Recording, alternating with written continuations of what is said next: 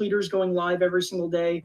They are all very qualified individuals that are always more than happy to talk to you about your deal, and they'll break down everything for you. So any live stream that you can get into, any stage you can get into, and I even recommend that at some point, if things aren't clicking or you feel like you want to expedite the process, go join a one-on-one with one of our group leaders. Even Richard has his one-on-ones, and have a one-on-one conversation with somebody that can just, cut it to you straight.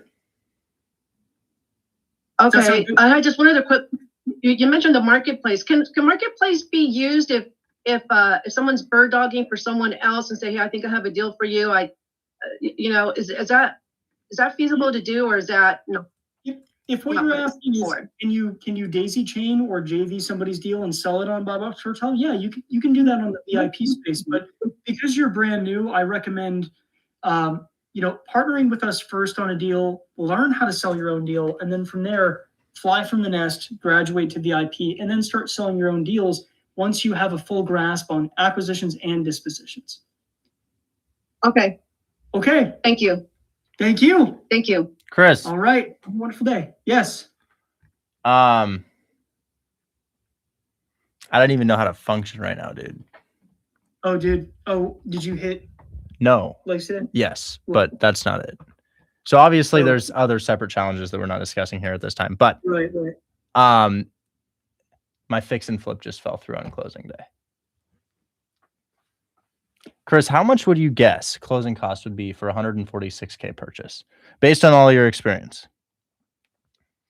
I'm sorry, say that again. How much would you guess closing costs would be for a $146K purchase, like title fees and lender fees and stuff? I don't know, no more than 4. Sure. They just came out to $15,000. Yesterday they were 5. Why? Yesterday, nobody will tell me. Nobody will listen to this phone call I'm going to have right now. Nobody will tell me. And you also know the significance of this fix and flip, which I haven't really. There's a big significance to this fix and flip beyond profit, guys. Yeah. There's a big significance, so that's part of it. But the closing costs are $15,000, and we close deals all the time like this, $5,000 to $6,000. $5,000 to $6,000. We teach that. It's always been $5,000 to $6,000. It's $15,000.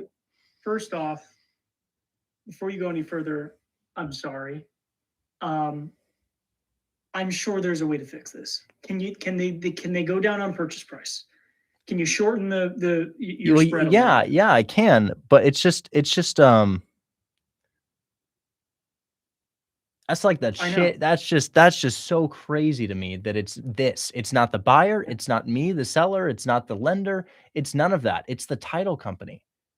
And I'm completely floored. I'm completely floored that, look at this. I just did a house, paid $240, closing cost was $3,000. I mean, that's a really good deal, but they should be $5,000 to $6,000 for this. They should be $5,000 to $6,000. The entry should be $34,000 to $35,000. It is $44,000 entry on a $146K purchase. And I am floored. I'm floored by that. And so I'll call Lexi right now but dude, you know what my solution is probably going to be? I'm probably going to have to, they say, why are you rich? You're tripping. Separate circumstances. If you saw the full picture of this and the events, I can't talk about the picture of this. It's moderately personal, but this is not my profit. I am taking $0 on this. This is not about my money. I make 0 on this. Really, truly, I'm serious, guys. I literally make $0 on this. So this is about somebody else. This is not about me. But anyways, I think what I'm going to have to do. The HUD statement. I thought you saw the HUD statement. I'll call Lexi and she'll break it down for you, but I've never seen anything like this. I mean, we always do this and it's $5,000 to $7,000 max, really $5,000 to $7,000 max. But, I would say that I have to probably wire my buyer $5,000 for him to close this. So what I'm probably going to do is I'm probably just going to send my buyer $5,000, $6,000 cash, and then he'll close. And obviously it's not the end of the world, but just ain't no way this is stacking on me right now. Because obviously there's other challenges. It's just, And if you want to see the whole breakdown, guys, I just posted it. And I posted a video of the phone call, Chris, with me, the escrow officer, the lender, everybody. Nobody could give me a straight answer as to why it was that high. The lender said it was the title company. The title company said it was the lender. And then both of them said it was the TC. It's not the TC. I'm just being scammed at this point. Well, the HUD statement should be the source of all truth. Right. So what does it say on the HUD statement? One would think. Let me call. Okay, go for it. I'll mute. So so lender says 11,000 give or take for smaller loan amount. Big difference with seller credit for costs. Don't understand. Don't understand that. So now they're saying they lowered it. They're saying they lowered it for me to 11,737. I'm going to call and I'm going to see if we can get more clarity on that, because I just, man. That's why I'm late today, guys. I'm sorry I'm late, but that was why.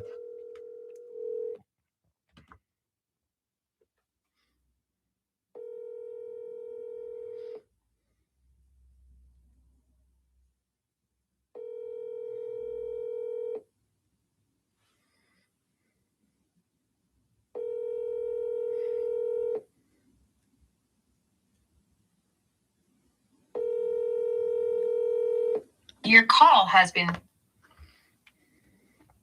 I won't call the lender. The lender has answers too. Hold on.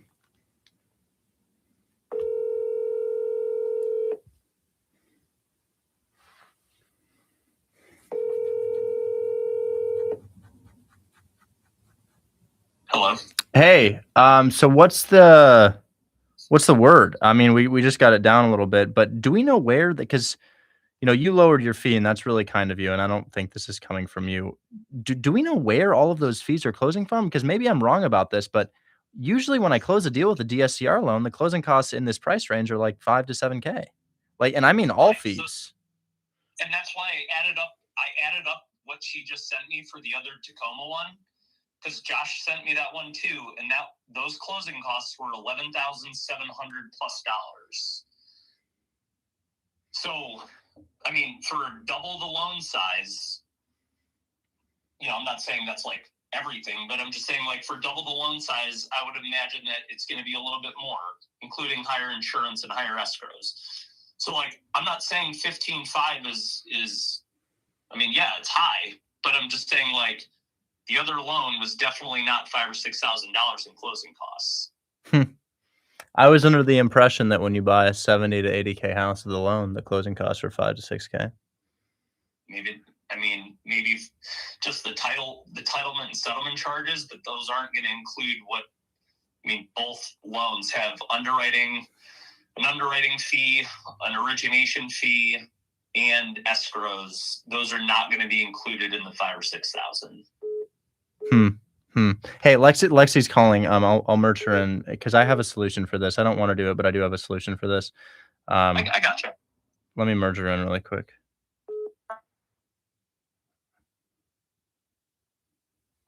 Hey, can everybody hear me?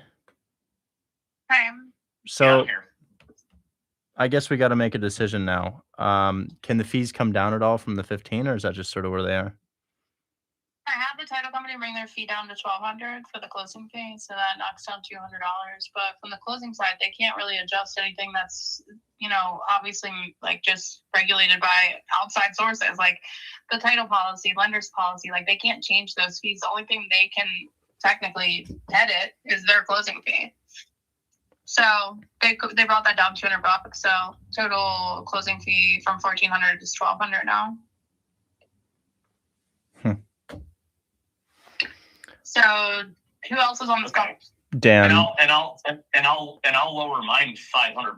I mean, we can easily get to $700 in savings, but as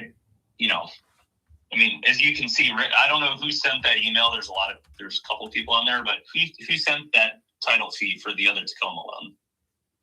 I sent that. Yeah, I screenshotted that and sent that over. So they're closing fee $900. Yeah. Yeah, no, I'm just saying thanks for sending that, because that total, including all fees, including escrow and lender fees, it was like just shy of $12,000. Yeah. No, I had to take 2 calls in between, so I'm trying to catch up here, and I wanted to sit down and calculate this, but it's all happening too fast for my brain to catch up. But I wanted to calculate to, pretty much compare the origination, the lending fees from this deal to the next, but I haven't had time. I need a few seconds to be able to do that. So To really, be able to pan out the entire thing. But, I mean, I can see the notary fees higher from this lender. I can see they have a processing fee for $440 in addition to their closing fee of $900. So that looks like it's around the same, right? Yeah. I mean, guys, I'm here's what I'm considering doing. I'm considering offering to wire the buyer $5,000 cash.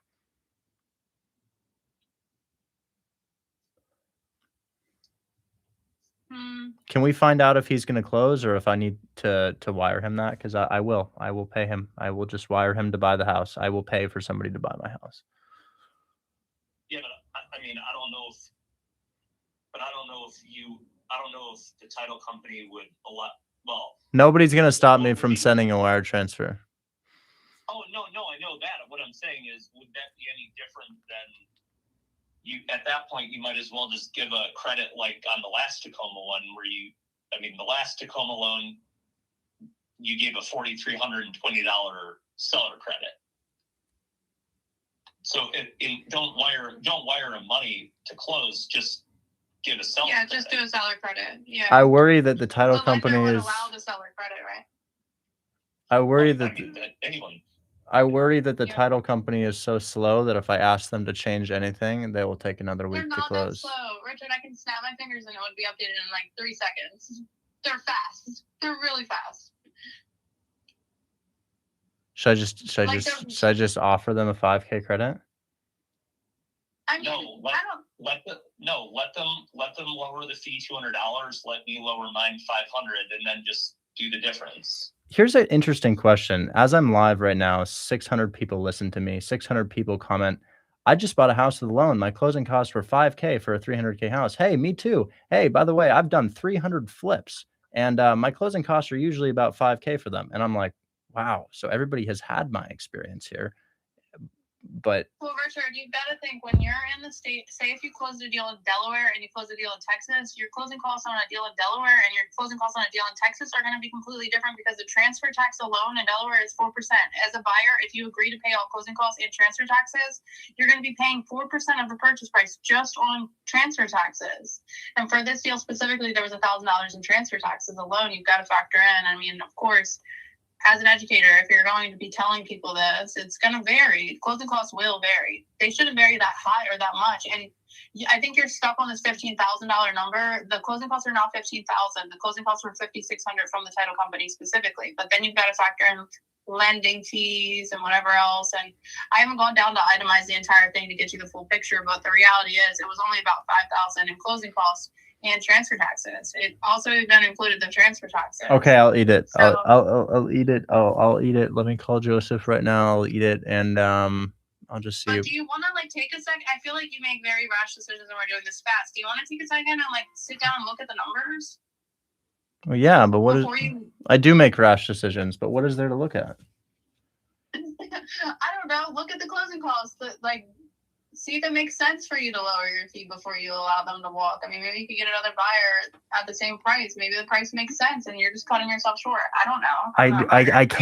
I can't get another buyer. You guys don't understand. I'm paying somebody nightly to stay in the property to prevent theft. Yeah, I get it. I can't do that. I have to use this buyer. I can't do that. So do you think because I understand maybe I should take a breath and wait, but do you think if I wait, something's going to change? It doesn't seem like any of it's editable. I mean, Dan, for the escrowing of the lender fees, what's the reasoning for the escrow of the $1,700? I mean, the lender just wants to overfund the escrow account, and they're overfunding the escrow account, it looks like, by a month. And then they're on top of that paying the entire year's worth of insurance, which is very customary. Okay, so we should probably slow down and explain to the buyer, hey, look, you're not going to have to pay insurance for the entire month. The escrow is being over escrowed by this amount. I can break the fees down to the buyer a little bit more in detail, Richard, and hopefully allow it to be a little bit more absorbative to them. Because you got to think from the buyer's perspective, they're just seeing a bunch of fees. I know. I They're not feel for looking- them. The buyer's Yeah. right. I totally feel for them. It's not at all on the buyer. I'm not. So as long as they know where the money's going, because they're not just paying all of this and it's going nowhere. They're paying all this and they're not paying insurance for the year, right? They're not, and there's money sitting in escrow, so that's not just going to closing, right? It's going somewhere. Flip today, and the buyers. Okay. It's not just a fee to close. Would It's literally you- going somewhere? Would you mind convening with Joseph and figuring out whether or not his buyer will close? And if not, I will offer them $5,000. I would just say do it as a solid credit if Yeah, I can do obviously that. if you're confident in turning that around really quick. Okay. I just need it to close. Yeah, I no, just I'm super confident. As long as does it have to go back through underwriting if we do the seller credit? Dan? I mean, I would hope they don't need an addendum. I would hope they don't need an addendum, but I can find out immediately. this is Yeah, why the this lender- is and so why normally that's the only thing that would hold things up. If we have to do a seller credit, then I would have to green and addendum, have it signed, send it over to the lender, then normally the lender has to give approval again. And I don't want this to delay things. So we don't I just want that. wanted- Yeah, we don't want that. I think it's not the title company, but the title company can definitely edit the HUD like pretty much immediately. okay, well, this is why I was thinking I'd just wire them $5,000 separately. You know? Yeah. I gotta get it to close this week. Okay. Well, I'll do everything I can on my side, Richard. I'm gonna call Joseph. I'll see what I can do, and then I'll call you back. Okay. Well, I know even without the lender credit, like if they can lower their fee and my fee on the HUD immediately. I just don't know about the seller credit. So I mean, Yeah. I'll slow them Okay. anyway. Yeah, we'll figure it out. Okay. I'd love to know by today because I can send the wire right now. I just need to know. And I know. No, we'll figure it out ASAP. I'm calling Joseph now, and then I'll let you both know what next steps are. Okay. okay, thank you. Alright. Thanks. Bye. Bye.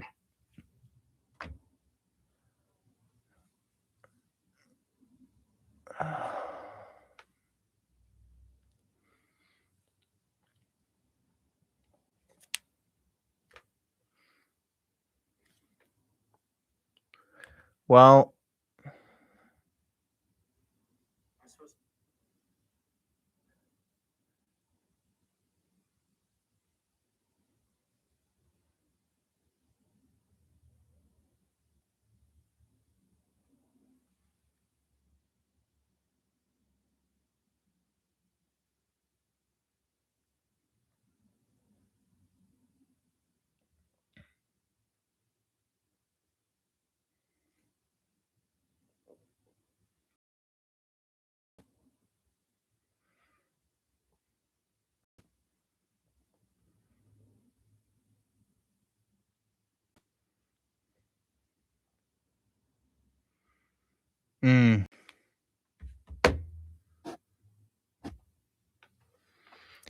to clarify, I am not getting paid on this fix and flip.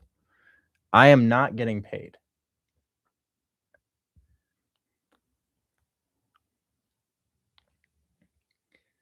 There is an individual who works a job, and this job is resulting in suicidal levels of depression. Understand, this job and other circumstances for this individual is causing them to feel like life is not worth living. Right. So, what is my solution? Being a problem solver. Well, I say maybe we can get you out of this position by flipping some houses, because then you'll have the time and money to continue to do so. And if it goes wrong, you have that buffer amount, right? So that's why I'm doing it. Now, at the same time, this individual has never seen money like this before, and I'm not in this state of mind. I'm on top of the world all the time, right? I'm not in this state of mind. I'm doing great. Don't worry about me. And I'm not making money off of this because I don't need to make money off of this. I have other income, right? I don't need this. So I did this, and the emotions that are tied into this are that this is the catalyst to end your depression, and it is the cherry on top for this to be happening. So, it's frustrating, but as I take a step back and I look at it, perhaps it will only be as bad as me spending $5,000 to remedy the situation. Perhaps it will only be that. And yeah, I get it. It doesn't really seem like a big deal, and it's not a big deal, but it's the perspective. It's a perspective. So if yeah, I guess I'm just worried about the conversation I am going to have with that person.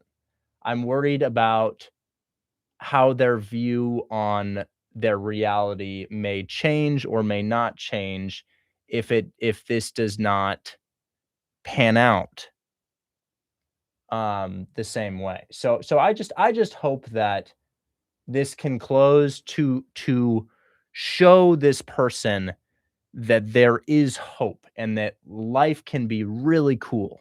That's my motivator here. It's not money. It's greater than money. It's more important than money to me. So that's where my head's at on this. And ultimately it will close. We'll get it to close, even if I have to wire 10. Even if I have to wire 10. Remember, the gross amount received is $46,000. So even if I have to wire 10, you know what? We have to wire 10. We have to wire 10. We got to get it done. So we'll do it. We'll do what we can do. But I'm now underwriting so much differently than I was before, understanding that we're looking at this exorbitant amount in closing costs. When you look it up, all sources, Google, AI, everything says that your closing costs for a price of this will be 5 to 7K. So yeah, anyways,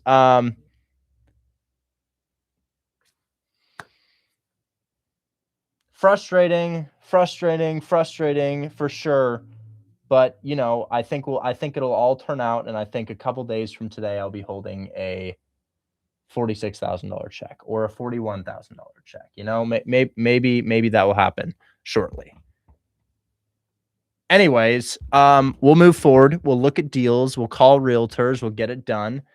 Okay. So what do we have planned for today? We were supposed to bring up like a Devin. There's a Devin. Actually, give me Devin, come on up, Devin. Come on up, Devin. We'll bring you up. I forgot to drink my protein shake, guys. I forgot to drink that, and I can feel today was leg day. 100% need to grab that. Give me. Can y'all give me 5 minutes? Can y'all give me 5 minutes? I forgot. I just need to pause my live for 5 minutes. Is that cool? Just give me a second, guys.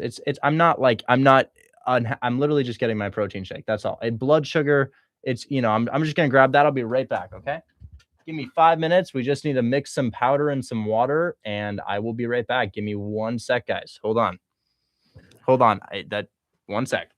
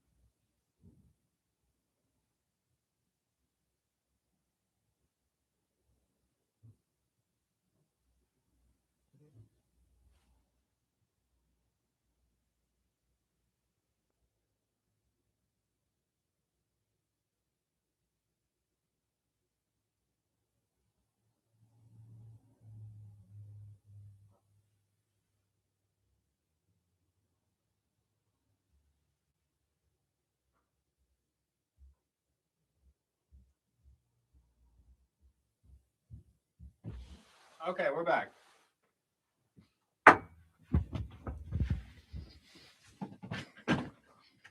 Okay.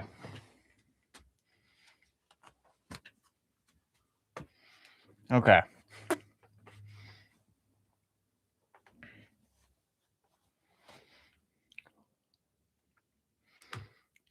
All right, Devin, what's going on, man?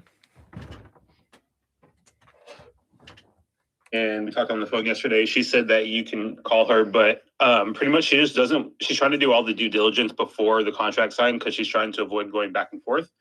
So she said that she's down to do the 62K, but she wants to walk before they'll sign the contract because No problem. they're trying to. No problem. I'll make that happen now. Oh.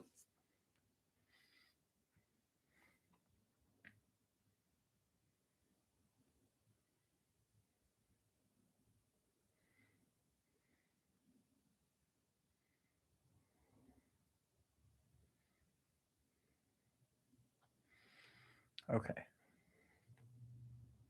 We'll check this out. Call Harry. Here we go. $4,000 assignment fee. Let's get it.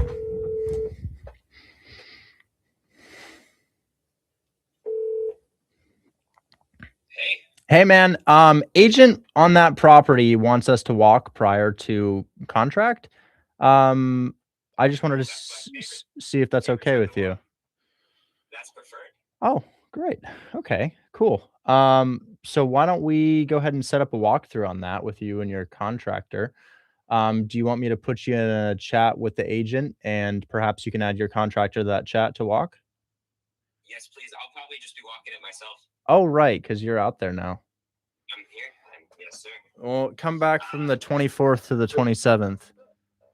There's a lockbox. You can just go check it. Oh, there's a lockbox. There's a lockbox.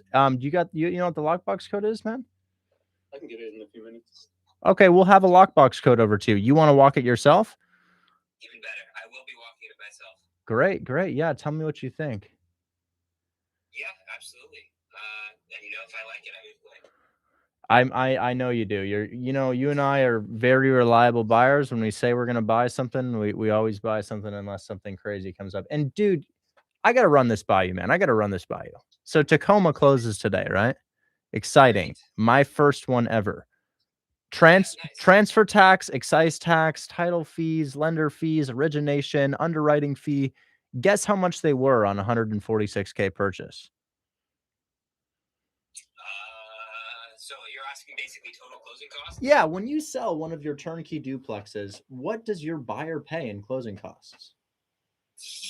For 140, I mean, call it 140, 150. Yeah. To be super safe, I say they're going to pay about 10K. Interesting. Dude, it's 15. It's $15,000. That's rough. So my buyer's That's getting rough. kind of blindsided by that. But Totally. I'm curious for your buyer's sake, how much of that is like origination fees from the lender? Because that's the most negotiable. It's Dan. He's doing a DSCR. He originated a 30-year DSCR. Huh.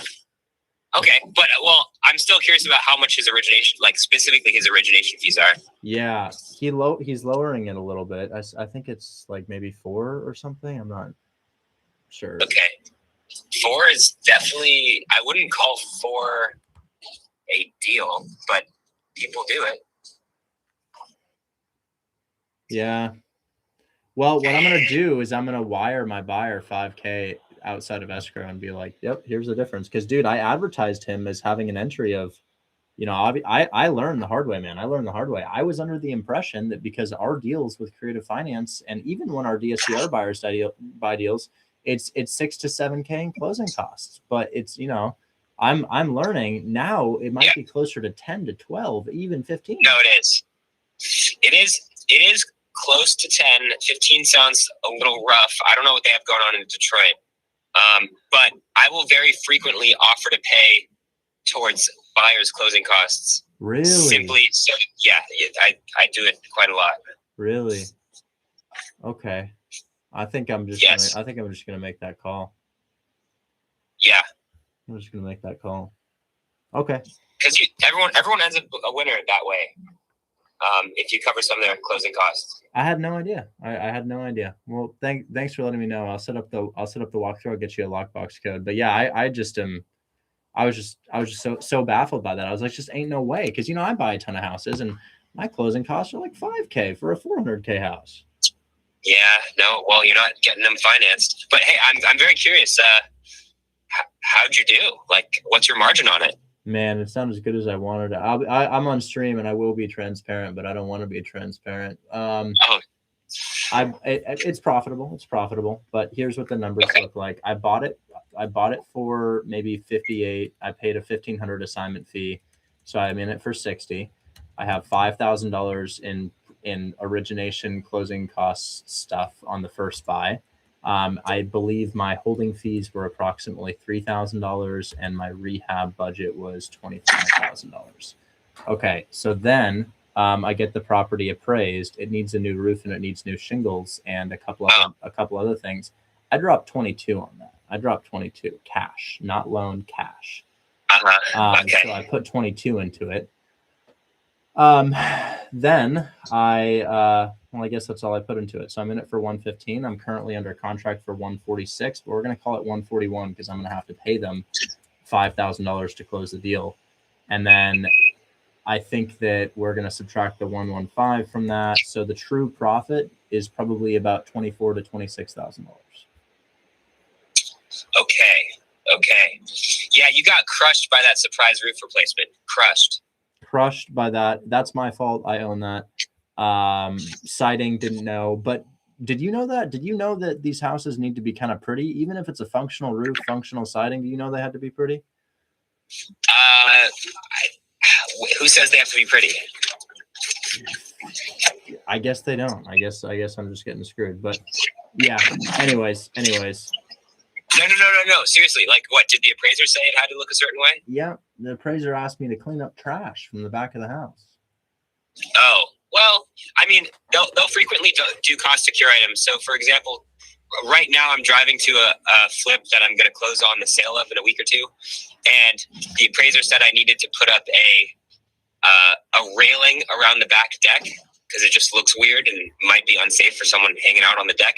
Keep in mind, this deck is 2 feet off the ground. So, like, it's not like if someone actually fell, they'd probably be okay. But she's like, yeah, you're going to have to fix that. And I said, you know what? I'm just going to have it done in 24 hours.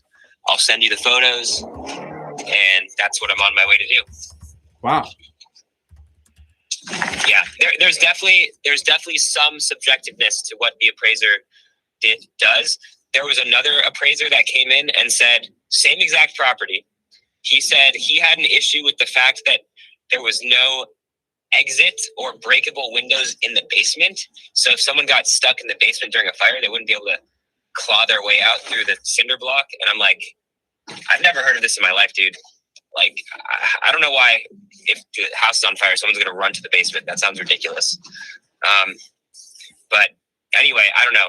There is definitely some subjectiveness in what appraisers will make you worry about. Yeah. I'm learning. I am learning, and now I'm already in progress for the third, but call it the second. And I haven't run into anything yet, but we shall see. That one should be 45 profit unless shit comes up, and it's brick siding and it has a new roof. So. Well, listen, I mean, there's plenty of houses I've flipped for free. Like, I didn't make a profit on them, but when I do make a profit, it's like 50K. And if I stack a few of them at a time, then life's pretty good. Right. I'm loving the model. I definitely got to learn it before I recommend it. But well, it is what it is. I'll get you that lockbox code. Okay. Great. Sounds good. Looking forward to it. All right. Talk soon. Bye-bye. All right.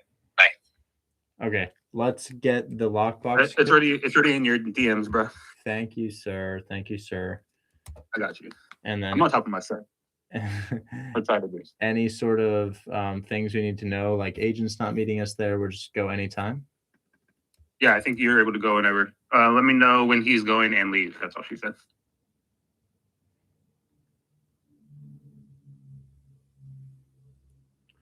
Sorry, let's see. The code is. See if I can copy that.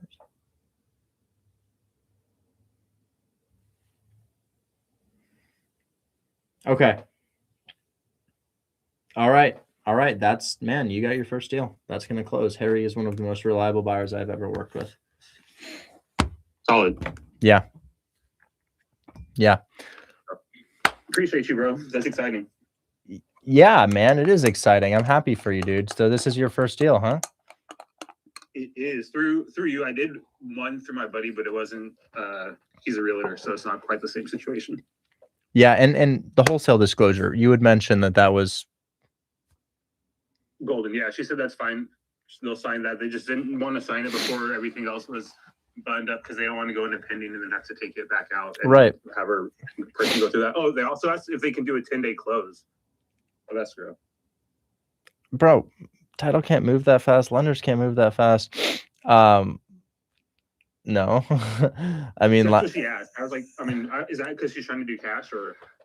Cash can move that fast, but we're not cash. We use hard money loans.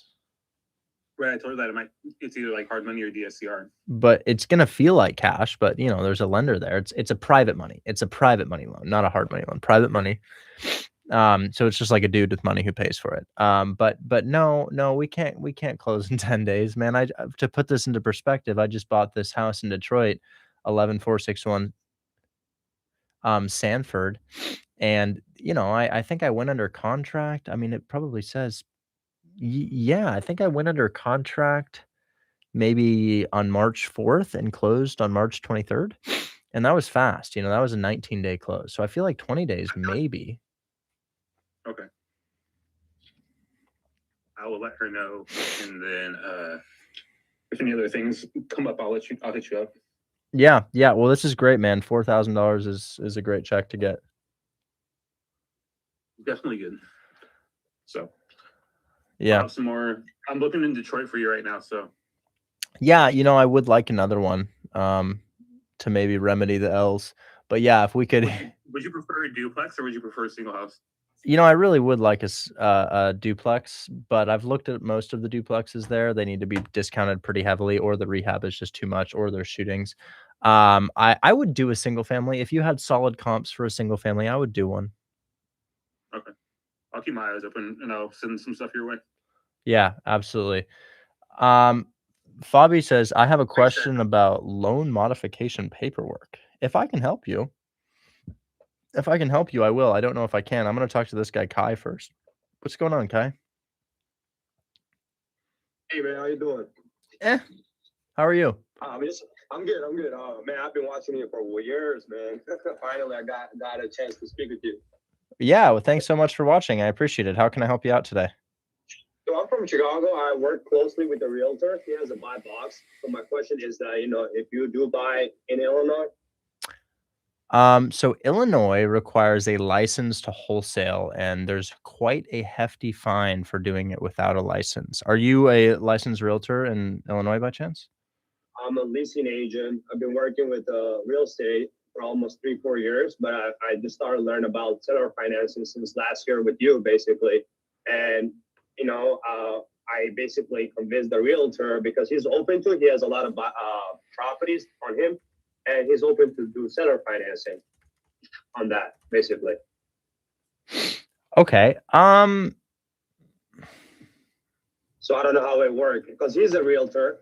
He's a broker, and I'm just basically guy who will bring his lead, basically. Okay. So you brought a lead to a realtor or vice versa? With you, I work for you, and then basically, we are here just to get some properties, And he said, "Yeah, I got a lot of buy box," and I was like, "Hey, man, our buy box called buy box cartel," so he was laughing out of it on that one. Okay. I'd probably avoid trying to wholesale houses in Illinois.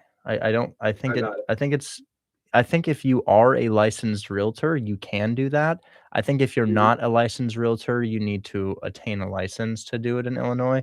The law says you can do one per year.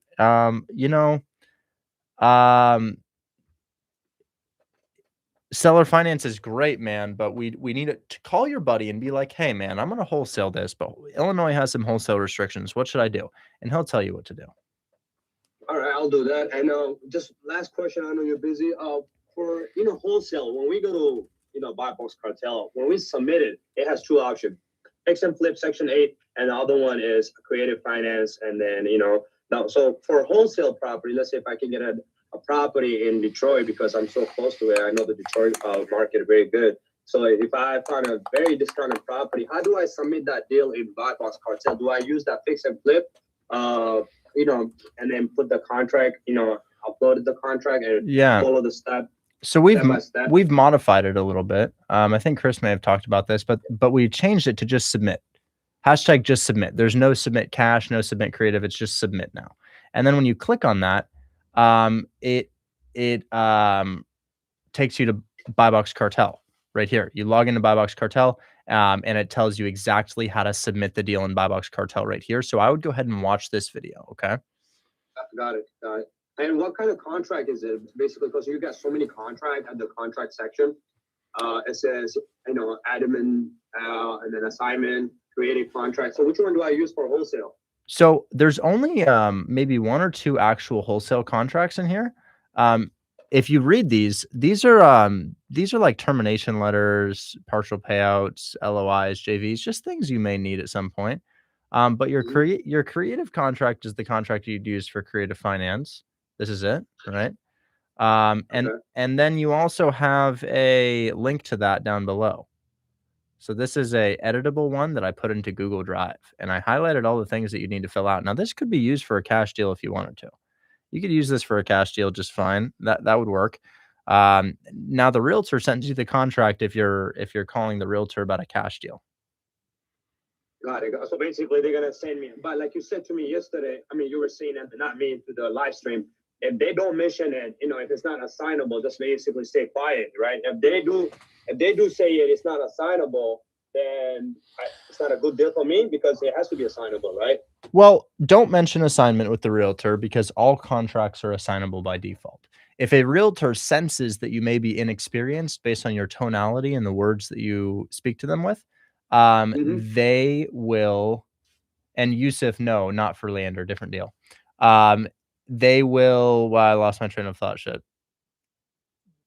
Use the realtor's contract if you're offering a cash deal. If it's a non-assignable cash deal, we can double close it, which is getting around a non-assignment clause. However, double closing probably has about 4 to 5K in closing costs, maybe 3 to 4K in closing costs.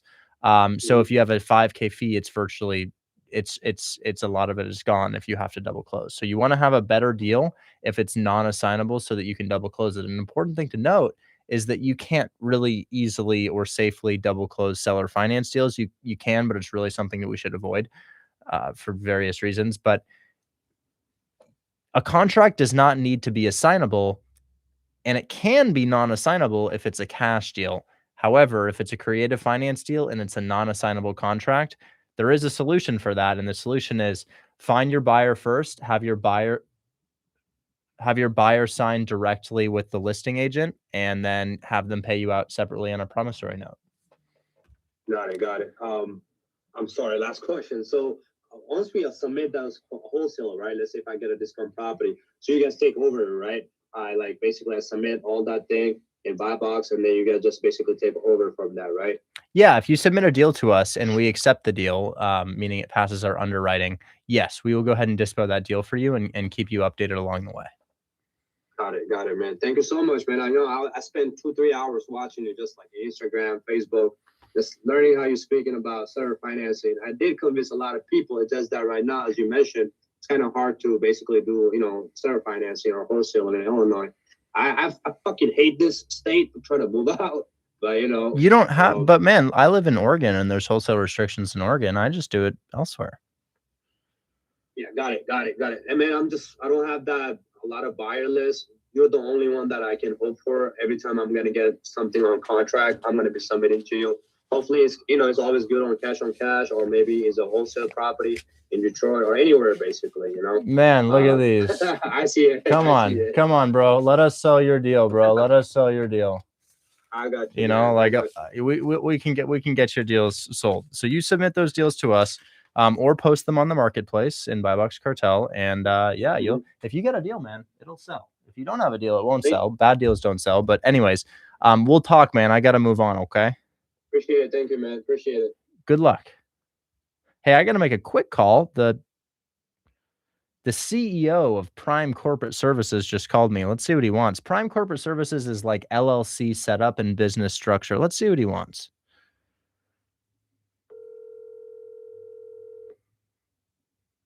Richard. Hey man, how you doing? Good, dude. How you been? Today's been challenging, but I've had a pretty good year thus far. Okay. I mean, there's days like that. Welcome to but it's entrepreneurship at its finest, right? Yeah, I'm still learning to accept the ups and downs of this stuff, man.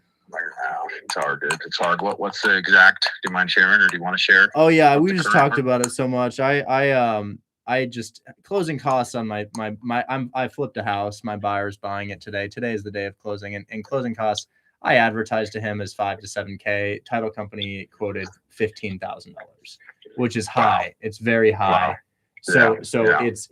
It's hurting the deal, but ultimately it will be okay. Yeah, got it. Other than that, the education side, how's it been going? Wow, that's thriving. That is thriving. Yeah. And that's kind of my reason of actually reaching out is I'd love to. I'm not going to have a ton of time because I am also pulling up here to my son's lacrosse practice, and I coach him, so I got to go out and coach him. But I do want to just catch up on all of that and see what's working, what's not, how else I can optimize and help you. I got a few new things that we're doing that I want to share with you. Yeah, man. And see if it could be helpful for you. Yeah. Absolutely. Are you running? Are you pushing to a webinar? Is a webinar where you're getting some of your conversions? No, I just stream on TikTok. Like, we're live on TikTok right now. You got like 600 people listening to you. Wow. Okay. What's up, everybody? Listen, every single one of you, Richard's going to drop a link in the chat to set up your LLC. It's tax season 2025, and you probably missed out on the tax benefits for 2025 that you want. Don't let it happen for 26. Talk to Prime. All right. We'll let them know. We do have a LLC setup portal for you guys. But yeah, dude. I got some real estate questions to answer for people, man. You got it, dude. Get back to him, bro. I'll talk to you soon. All right. Bye-bye. See you, Rich. Bye. He's a nice guy. You guys want the link for his LLC setup? They set up LLC. They waive the setup fee. They just do the state fee. Yeah, they set up. I'm sorry. I'm not trying to do a plug right now, guys. That's not what I was. I didn't even know that was going to happen. I just not a planned thing. But if you go to resources, I'll share my screen. So let's say you go to resources, and then you go to this bad boy right here, and then you scroll down business setup. You see business setup right here. Business setup. And then if you want a logo, Aiden does logos for your business. But yeah, this is your business LLC setup. Click that if you want it. Okay. How do we get in class? There's a link in my bio. You click that and then you can join. Let's keep talking to people, guys. Let's keep talking to people. I feel like Fabi was probably next, and I'm going to try my best to answer your question. Let's see if I can answer it. Hi, Richard. Hi. Thanks for taking my call. Okay, I'll be quick. I'm talking to an owner. She has her property listed, and I called her. I made a cash offer. She wasn't too into it, but she said that she was open to the creative financing, creative approach, and she just wanted to have 18% down on this deal. But then she told me that she had to do a loan modification. Yeah. And I didn't want to sound, illiterate or not knowing what I was talking about, so I thought I would ask you first. She sent me a paperwork for that loan modification, and apparently it starts on the 1st of May. So her payments are, she has an $86,000 mortgage on the property that is listed for 104. So here's the thing. The loan mod is super simple. What she's referring to, guys, is that sometimes you have a low equity property and they're behind on payments, meaning they're in pre-foreclosure, about to lose the house, right? I have executed a loan mod on the mortgage takeover I have in closing. So I will now share my screen on that because I'm actually doing this in real time right now. So this oh, I'm gonna mute you, Fabi, because it sounds like you're in a tornado. I'm sorry. But I will answer your question about that. So we'll talk loan mods for a second, guys. So can everybody see the house on my screen? This is my deal. It closes on the 20th. And it is a mortgage takeover, and I got it for $5K down. Now, why did the seller take $5K down?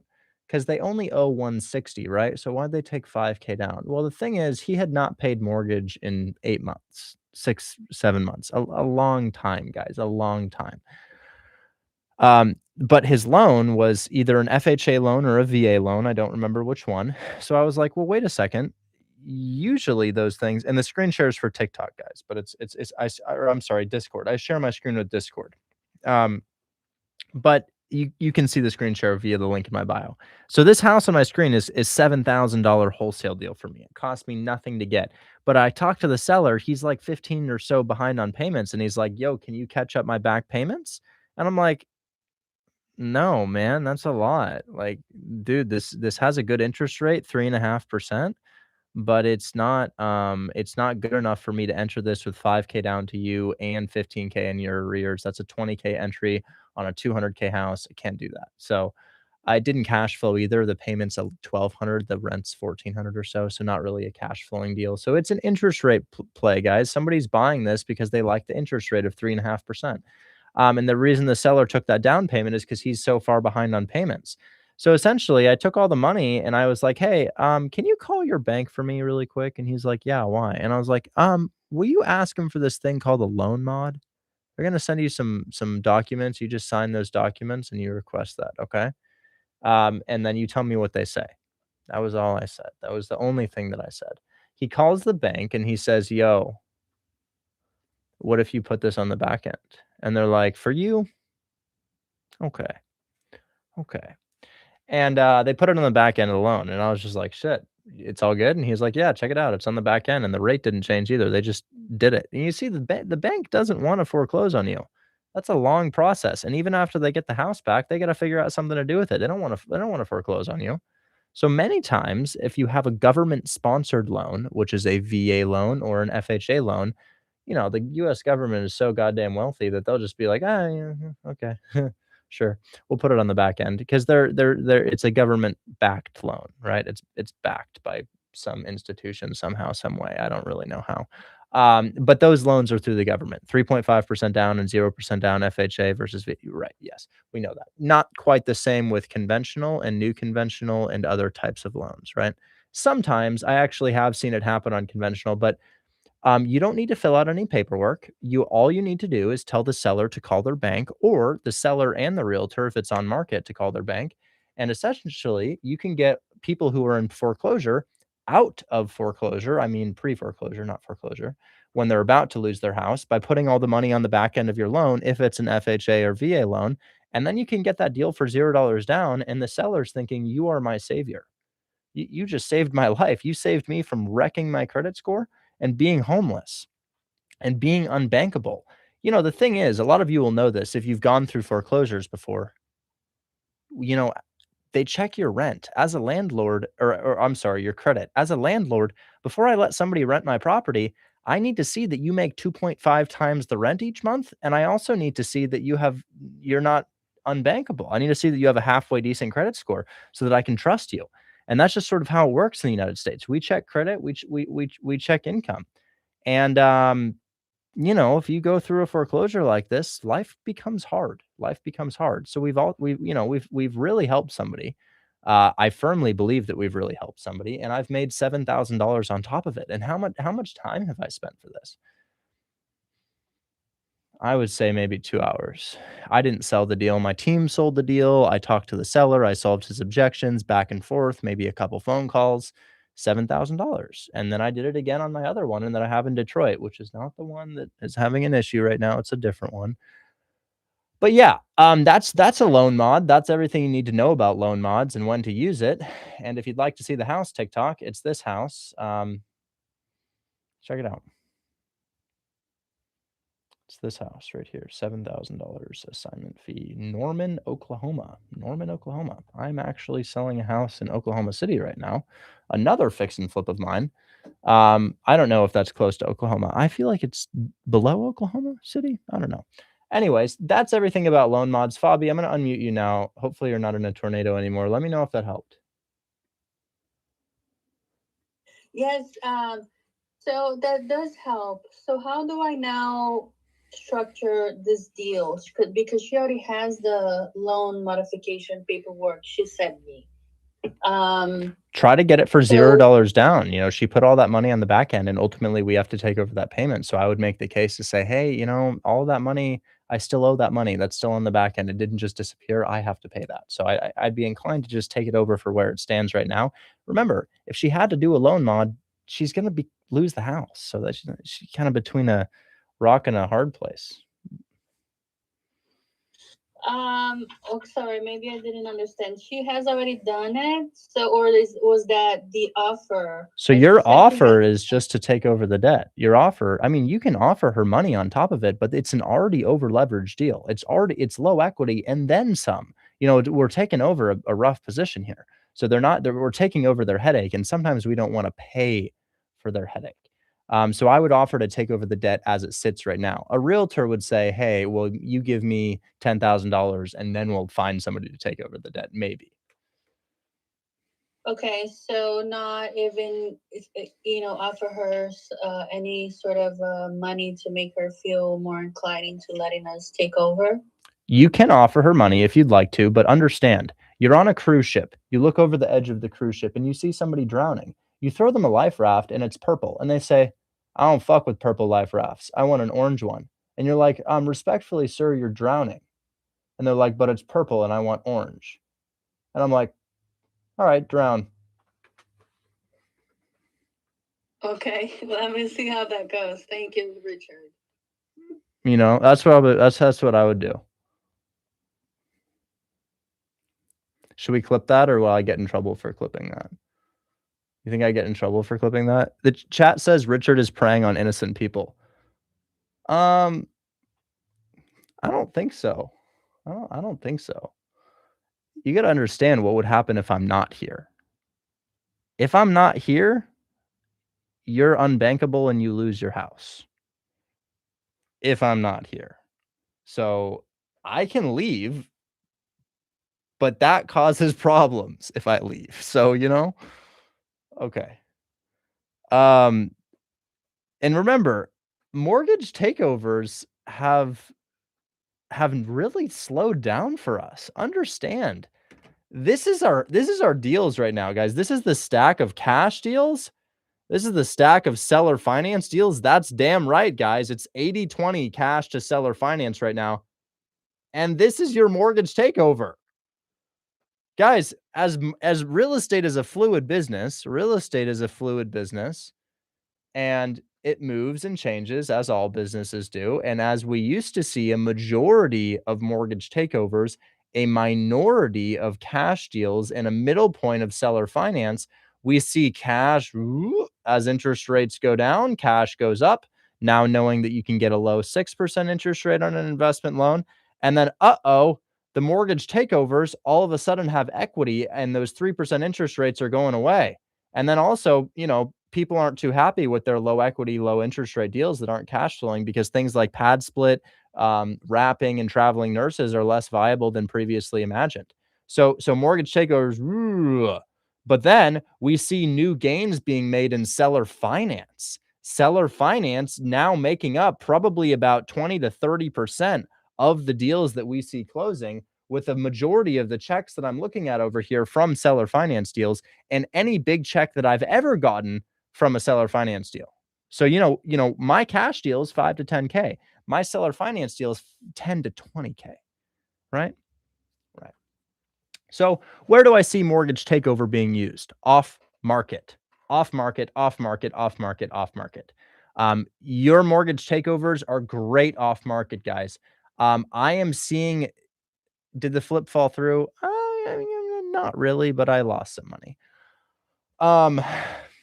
So I'm seeing a lot of people who used to have their houses for sale at 7% interest, 6% interest, 5% interest. They're low equity, bought in 2023 and 2024. Do you understand what I mean?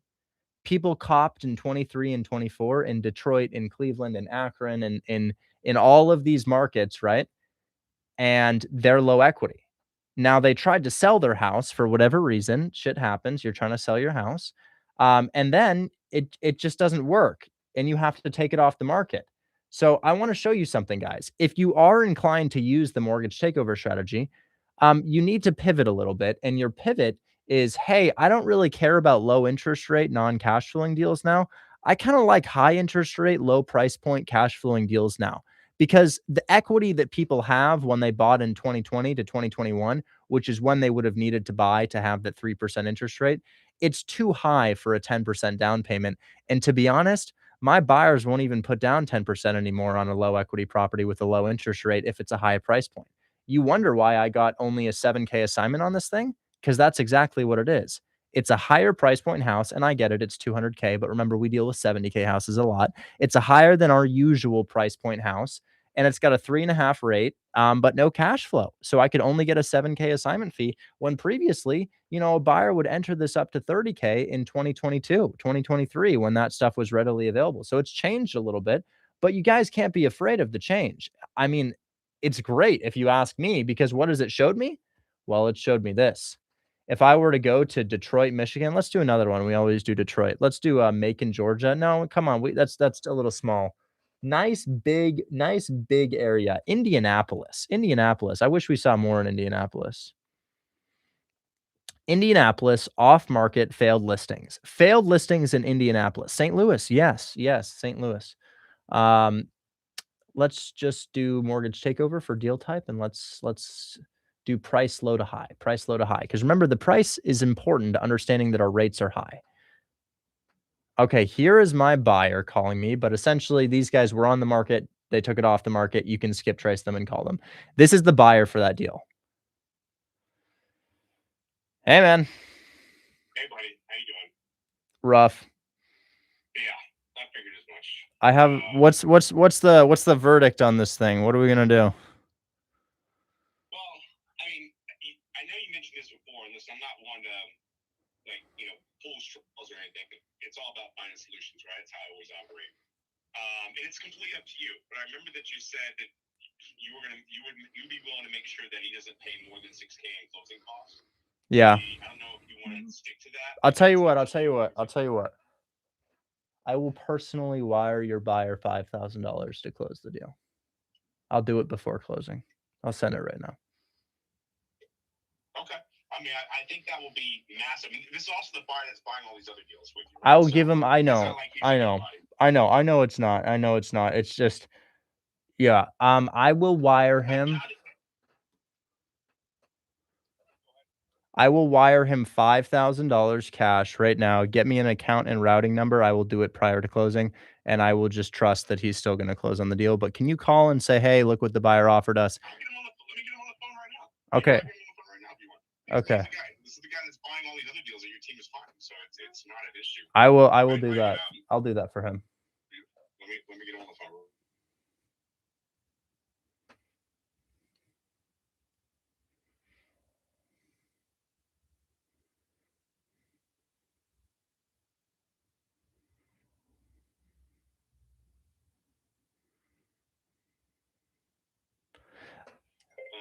Josh, can you hear me? Hello. Josh, can you hear me? I am not Josh. I know you're not Josh. Richard, I'm gonna have Josh on the line. He literally just answered, said, Joe, one second. Oh, here it is.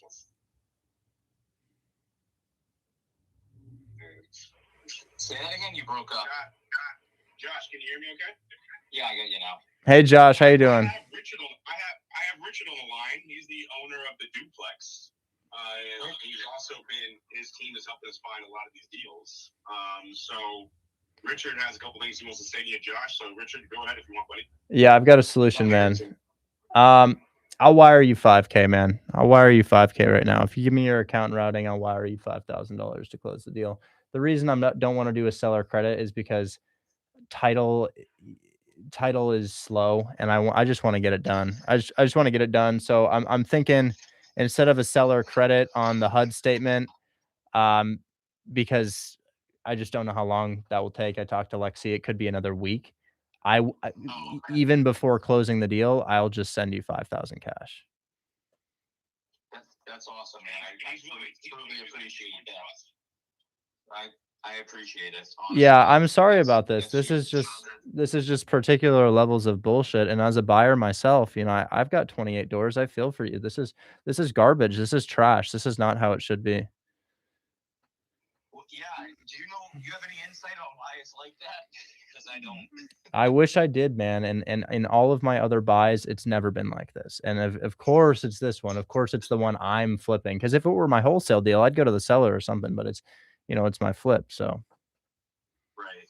Are you doing a lot of properties in Detroit? Yeah, man. I'm trying to scale up my flipping business to 3 every 2 months. Oh, beautiful. But all of your other deals come from my wholesalers. My wholesalers, and I mean, we have about like 600 people listening to this call right now. And essentially what I do is I flip houses and wholesale houses in front of them. They do the same, send it to me, I send it to you. So that's where your deals have been coming from. Oh, awesome. Yeah. That's great. Cool. Yeah, I will. That sounds good to me. Let's get it done. We could close tomorrow morning. I think I have the closing at 7 a.m. All right, let me get that account routing, and I will send that right now, and you will see that hit your account prior to close. Text me up your wire information, Josh. I'll get it over to you so that way you guys can make this deal happen. Okay. Wait, do you want it now over the phone? Or? No. No, don't do that. Just text it to me. Text it to me, Josh, and I'll send it to Richard. Okay, perfect. All right. Easy day. Okay. Right. Okay. All fixed. Thank you, guys. Thank you. All right. Bye-bye. It's like an arrow, guys. I just got hit by a $5,000 arrow, and I'm like, ow. And then I have to answer questions after this. Is it cool if I get off at 4? I want to go play pool, guys. I want to go play pool. You know, hang out with some friends. That's in an hour, you know? That's in an hour. But, you know, we'll do all of our questions. What do? I take L's professionally. I professionally take L's, okay? I'm a professional L taker. Okay, so all right, let's get it. I might have to take a break to send the wire in just a sec here, guys, but whatever.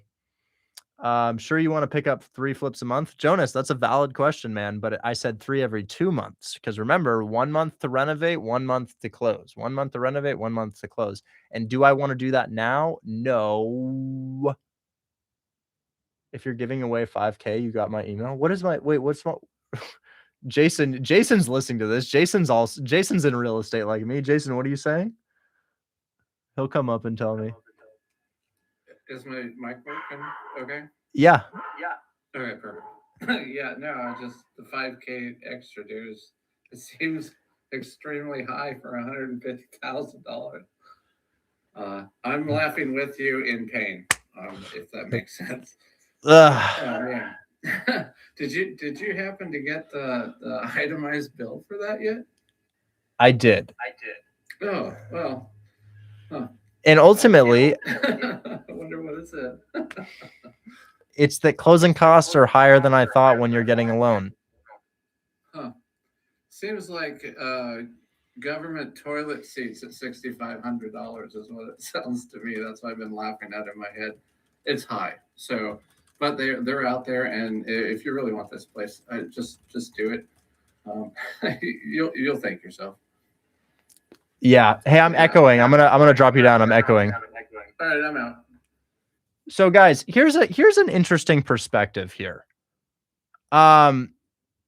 You know how sellers make weird decisions that prevents people from getting into real estate because they think, why would somebody do that? Like this property right here, 2235 Berry Drive, 2235 Berry Drive, South Jacksonville, Florida. you know, the seller was asking for 200 and they accepted 37. Why did they do that? They were asking for 200 and they accepted 37. Why? They're a motivated seller. They're a motivated seller. So if you're like, I don't understand why they would do that. Well, look at me right now. Look at the color of my face and understand why I'm doing it.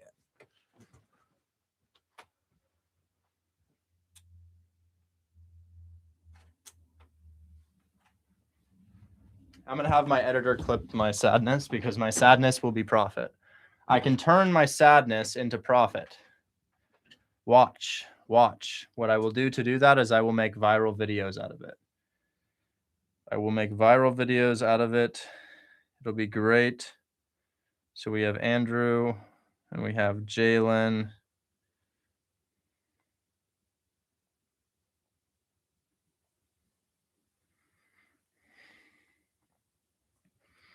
All right, guys, some really awesome clips today. We had a very smarmy, facetious, and sarcastic explanation of loan modifications that social media will love. They'll love that. This woman comes up, asks me about a loan mod. I show a real life deal, and then she's asking me if I should give the seller money, and I'm saying no. And it's kind of this like controversial thing that I'm saying, and that'll go viral. And then the other one is from just now when my buyer calls me and tells me that closing costs are $15K, and I concede becoming said motivated seller. Becoming a motivated seller myself, and I said, I will pay you $5K to buy the deal. And now I'm doing that. So those are the clips. First clip about 20 minutes ago. Second clip is just now. And the time is currently 3:18 p.m. and I believe I started around 2 p.m. Guys, the people who are asking about the other fees, the $13K fee is good. It's in closing. My buyer's buying that. Mike's deal, that's happening. I got the word today. What else is happening? Well, the $15,000 that we said was in closing, I've already gotten it. Yusuf's already gotten it. Yeah, here it is. Here it is. This right here. See these two ones for 7,500? You got two 7,500. That's the 15K. It's already closed. So that's happening. The 13K is happening. The 5K is happening. Guys, all of your deals are safe. I'm just getting cooked right now. You're good. You're all good, guys. Don't worry about it. You're not the seller. You're the wholesaler. Eli, you're probably fine, man. You're probably fine. Just make sure you dispo with me. If you're using my POF, dispo with me. Okay? Annabelle, it's okay. It's okay. Don't worry. It's okay. I'm a drama queen. Okay. I'm just dramatic. Literally everything's fine. I have so much money. I'm cash flowing so much. I have so many properties. I'm blowing up so much on social media. Everything's fine. I'm just a drama queen. Okay. So Fabi has been helped. Hopefully I don't skip anybody, but I want to say that maybe Adam was next. What up, Richard? Hey, man. Hey, so I just got a couple questions. I'm finally coming to the closing line on one of these after almost 4 months. It's a duplex portfolio in Detroit. Now, my first concern is she wants to use her title company, and there's a bunch of quitclaim deeds on the property. Is that a concern I need to worry about, or is that's on the buyer? Well, when you have a clouded title, liens, quitclaim deeds, all kinds of interesting things, you're in for a surprise in closing. So every closing is unique. I remember I had a scenario where one of the sellers was a Japanese citizen with a green card. And for some reason, this means that we have to jump through 1 million extra hoops for a foreign citizen to sell a property in the United States. Or there'll just be something with a lender or a lien holder, or the gardener didn't get paid. And now we got to talk to the gardener. I don't begin to understand what is going to happen, but with all of that funny business on title, some shit's going to happen, and I don't know what it is. Maybe I think it's worth your shot. But in the closing process, you'll have some discovery as to whether we can even sell the property, or if there's liens, or if this person has to be paid off first. It's a mystery until you're in the process. Okay. Would you say it's bad then if they're wanting to use her title company? Is it bad? No. But what could happen? The realtor could have a relationship with title, and title could notify them of the assignment, and that could cause a problem. I've seen that happen Well, that's happened to me in the past month, actually. So I should probably double close this. What is there a percentage you'd go off of? It's $1,030,000 for the portfolio, so I'm expecting what, like 15K double close. The fees Yeah. for Yeah, there's about a 45K assignment in it right now. I'm just thinking about how much that'll eat out of the double close. Yeah, you're actually right. You're exactly right. 1% in closing costs. You're exactly right. Okay. So it'd probably be worth it. And I mean, that builds my company's credibility packet then too. I feel like if I double close that. Yes, you took title. How fun is that? I went before I owned any properties. I used that as credibility. I owned this for 2 minutes. And it Still worked. owned it. And it worked. It worked. Okay. This guy Sweet. says. And then only other thing I had is you interested in moving into Indiana fix and flips at all yourself? Every time you work with a new contractor, and it's a risk. So my first contractor, did you hear about that?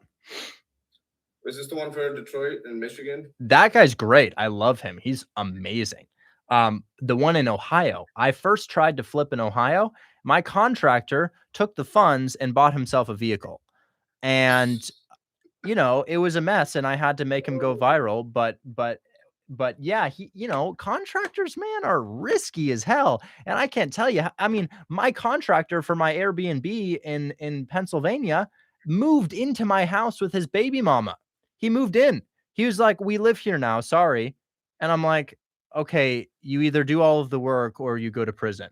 And he locked in. But that's beside the point. He is smoking cigs in the house, dude. The carpets reek of cigs. I had to do ozone treatment. His dog was pissing all over the floor, and I just put in new carpets. He installed the carpets, and then he let his dog pee in it. You know, diapers everywhere from his kids, and his baby mama's living in there. They're using the shower, and every time they use it, it's just full of like it's like bro rolls in dirt for a living. It's insane. So, you know, I'm scared, man. I'm scared about the new contractors. Even if you have a contractor connection, goddamn, that better be your dad. That better be your brother or something, because holy shit. I just had a subcontractor that my client emailed me and called me about that there's shooters in the garbage can making sexual comments. And I'm just like, dude. I'm scared. To answer your question, I'm scared. I have a guy. Yeah. Oh my God. I love my guy. He's great. He does everything for me. My contractor in Detroit, I gatekeep. I wouldn't share with anybody. So yeah, I it's not that I'm not open to it, man. I don't want to go through. I just went through 5 months of pain to finally get my flipping business locked in. And I think I've done it, but that's the hard part.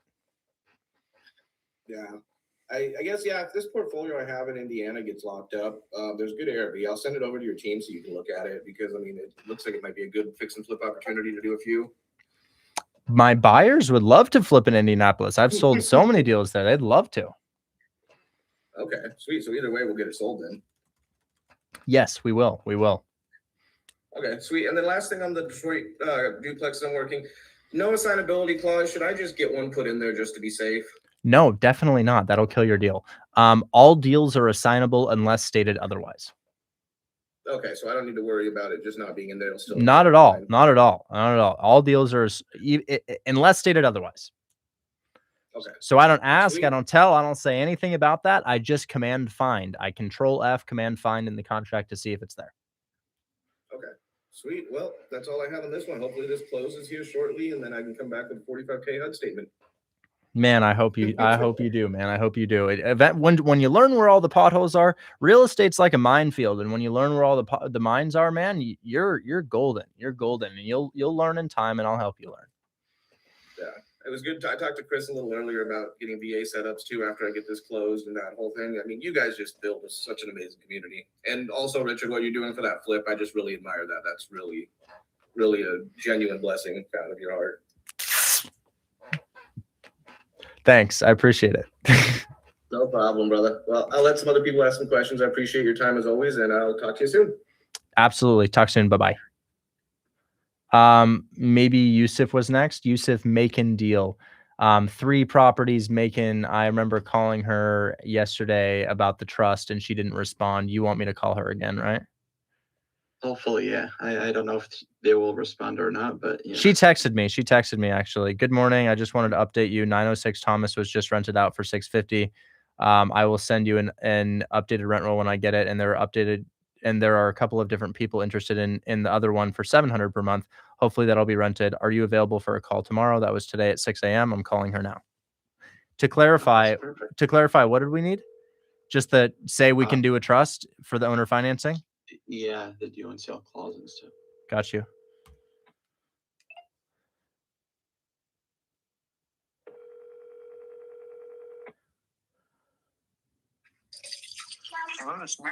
Hey, we've been playing phone tag about Mikado for some time now. Or am I saying that right? Mikado? Mikado, yeah. Mikado, yeah. So I got your message about the rents and such. That's awesome. And then it says there is a due on sale clause. Totally understand.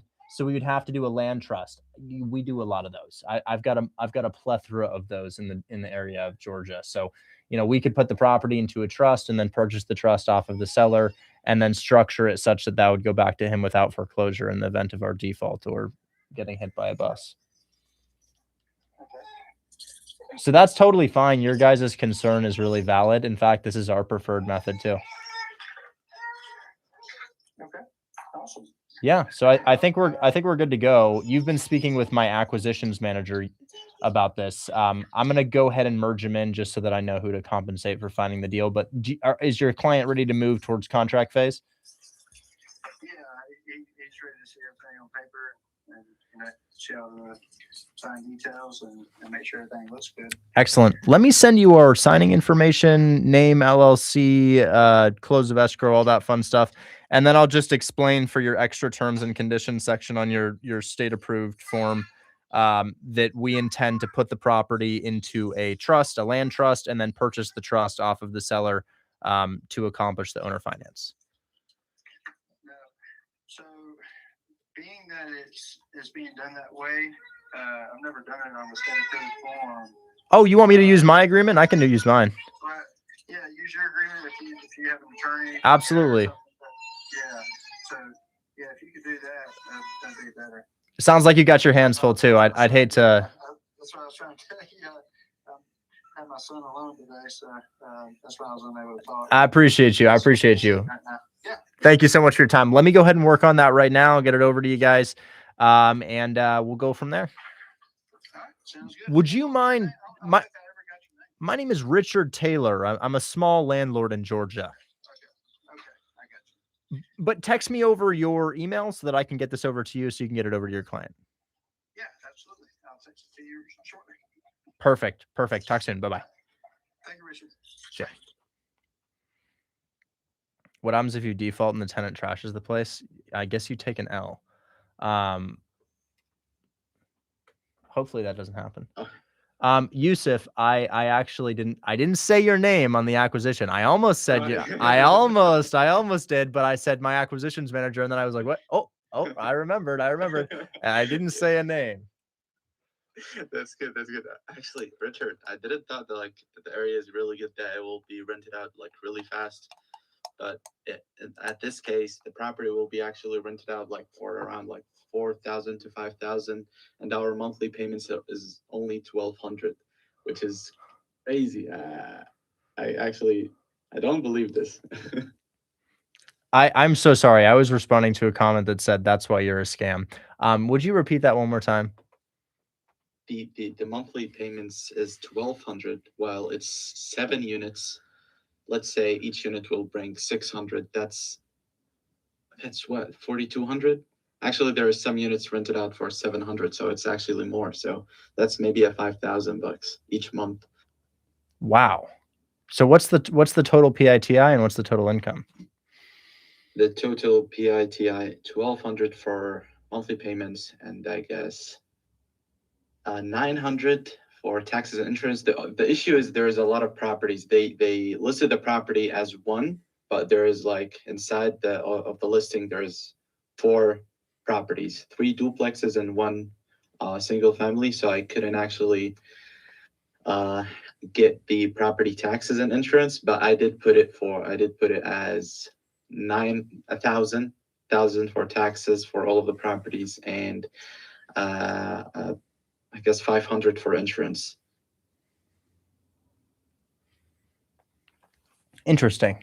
That's a really good deal, man. If you'd go ahead and put it in my DMs, I can probably see how much we can get for a fee on this. I'm gonna go ahead and work on the contract. Absolutely. I did send you the address of one of the properties. It's the one that is listed. Yeah. So I gotta address this. So we're saying it's a scam because they could get the house back in bad condition.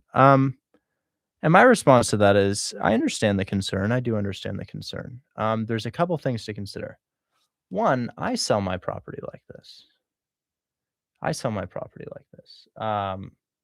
So I, when I own a property, I sell it like this. I just did it. The address is 15011 Masquette Avenue in San Antonio, Texas. So I am taking on said risk that you perceive the sellers to be in. Now, another thing to consider is, let's say that this does happen and the tenant trashes it. If that's 5 years down the line, that's 5 years of paying down, right? 5 years of paying down the mortgage and 5 years of appreciation. If you get the house back, it's gone up in value for 5 years and it's been paid down for 5 years. And that's just if it's been 5 years. Imagine if it's been 15 years. That's like a lottery winning event. When I think about my buyer defaulting, I hope they miss their payments because I want to sell the house twice.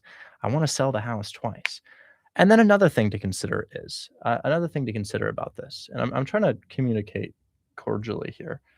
A seller who's in this position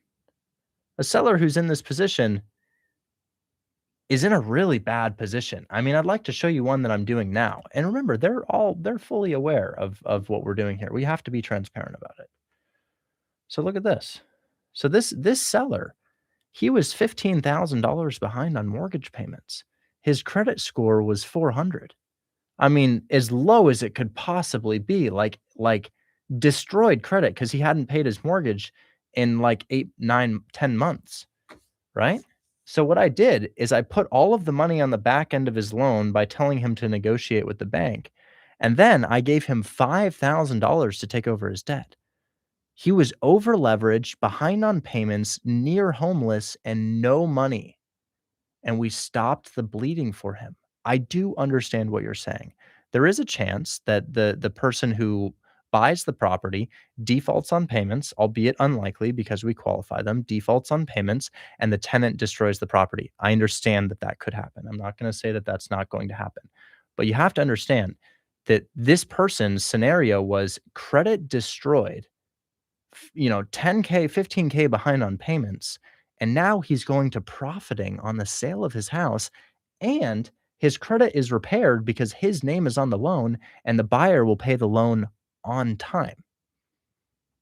So look into statistically how many tenants destroy a property, because most people are just looking for a place to live. But I understand your concern. I think it's a valid point, but there's a broader picture to see here. Okay. Let's keep talking. So we need to do a contract really quickly here. I've got about 25 minutes left here, and I will do that contract very quickly for us.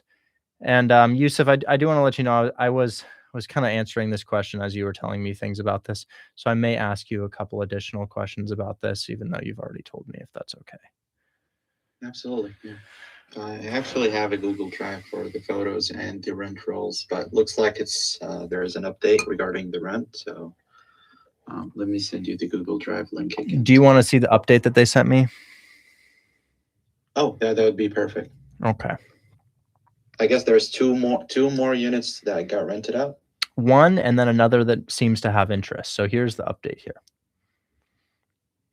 Come on, copy and paste for me, computer.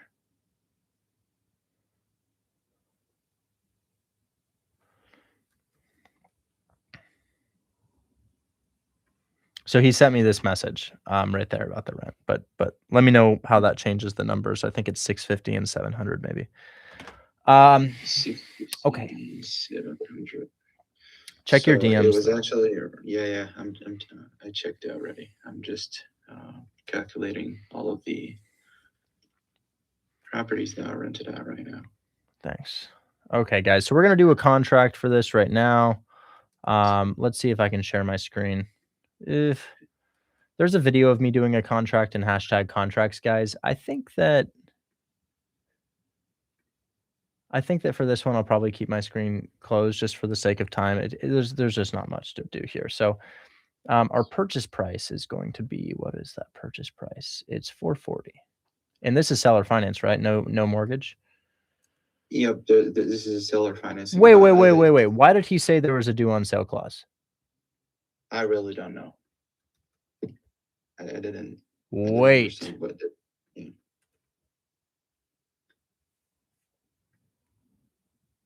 It says he owes $295 on the house.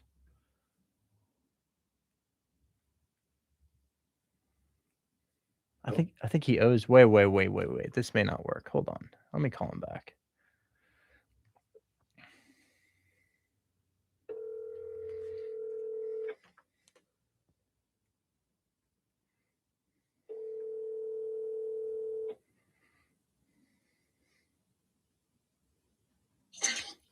Hey, quick question for this contract here. I see that we have 440, 44K down, 1,200 a month. That's accurate. For 1,200 a month for The monthly payment to the seller? Yeah. Yeah, I believe that's right. That sounds right. Now I pulled it up on public record to get the parcel number of the property, and it's also showing that there's a loan of $296,000 owed on it. So there's two parcels that are adjacent to each other, and the total loan amount, they did one loan. The total loan amount was I sent it to you the other day. I think it's right around 300 something total outstandings. Now, I want to make sure that loan is covered, because, if I do a deal with your seller and the seller's loan isn't covered and he stops paying that loan, the house goes bye-bye. So I want to make sure it's covered.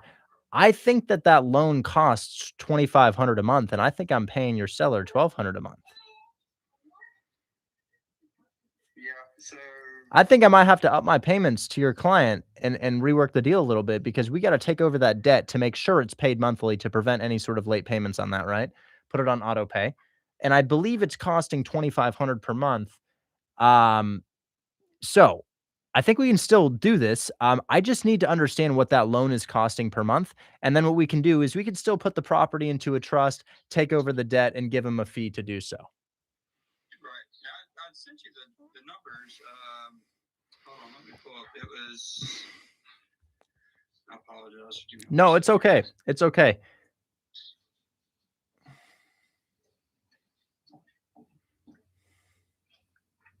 I'm bad at remembering numbers. Let's see.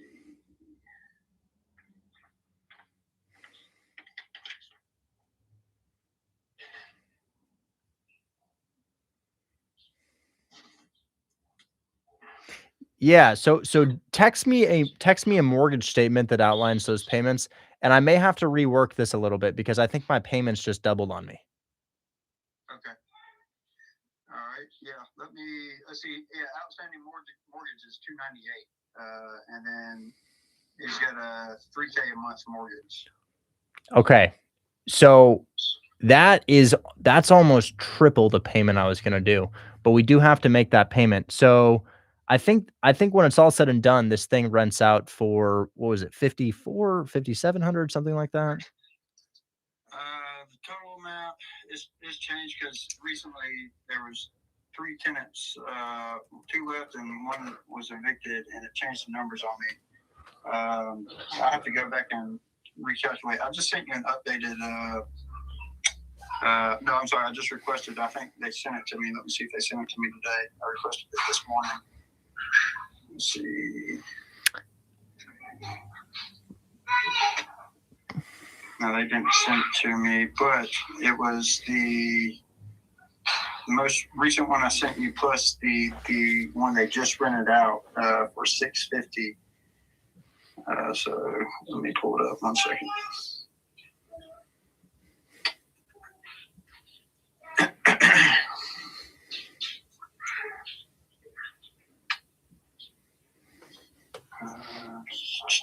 I apologize. Give me 1 second. It's okay. Would you mind just texting that over to me and I'll shoot you back a little bit of a modified offer? I think it's just a little different than we thought, but that's okay. There's still cash flow here and we can make something work. Yeah, I'll send it over to you as soon as I get it. Absolutely. Text in. Bye-bye. Yusuf, I'm going to try my best, okay? Absolutely. Thank you. I didn't know that. Sorry. No, you don't need to worry, man. You're like number one in Hold My Hand Wholesale right now, dog. You don't need to worry. Appreciate it, man. Thank you. Text in. Bye-bye.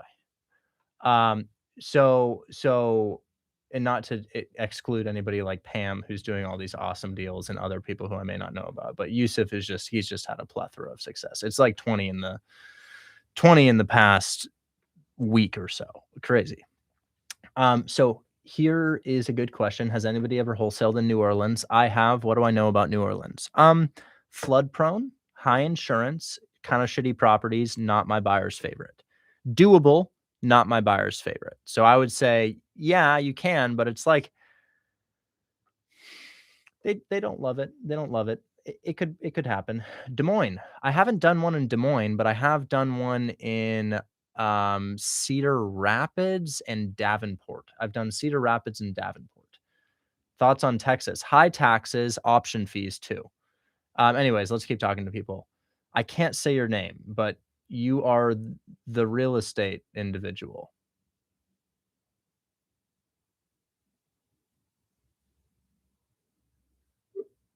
Hey Richard, how you doing? Okay, we'll talk to you. Hi, I'm well. What's up, man?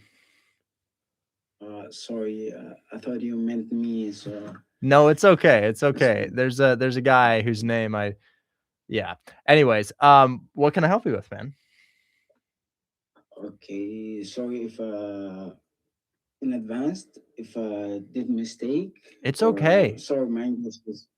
Don't worry about this. I'm just doing my best. You're doing a great job, man. Thank you for being here today. I really appreciate that you're here. How can I help you?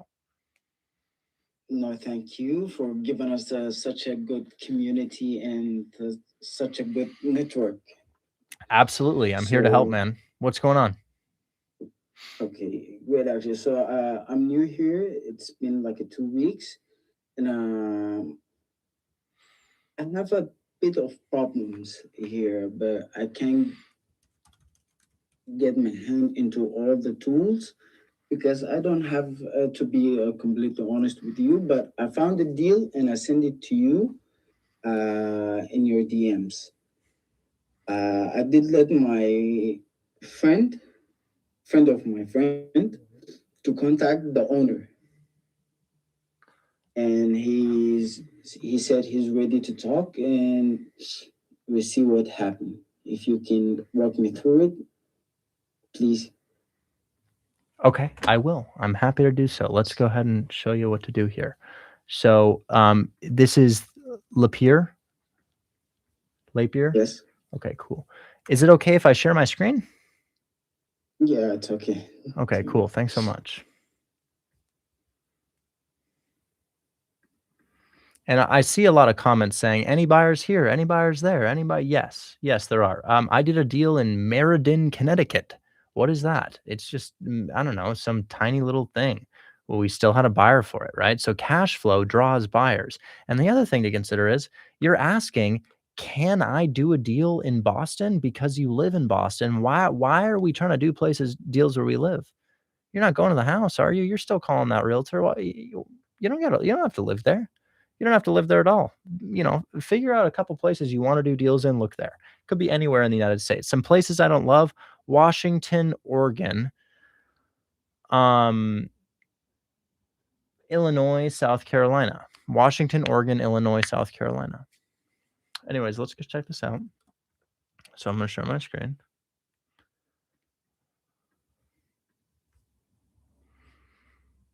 Okay. So here's your deal. This would be a mobile home. This is a mobile home. So you know what I'm interested in? I'm interested in the facility behind here. You see all these buildings? I'm actually interested in the entire facility, but Buddy who lives in here don't own that facility. He pays rent. So that there is a mobile home, and it is not a house. It is technically a vehicle. It's also an old mobile home. So there's no way for you to have known that, and you shouldn't feel bad about it. But this is not technically a house. There are wheels under here. This is a vehicle. Isn't that crazy? You probably didn't know that. Yeah, Ellie, I would not do Washington. It's hard. But yeah, so this is a vehicle, man.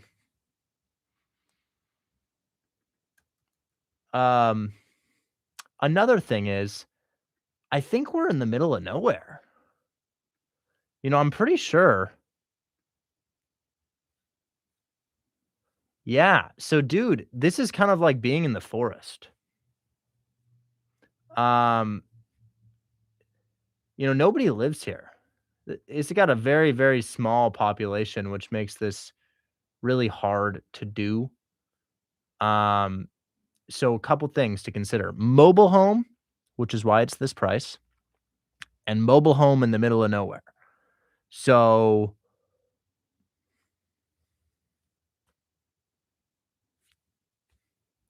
unfortunately, there is no deal that we could structure on this that would make sense for any of my buyers.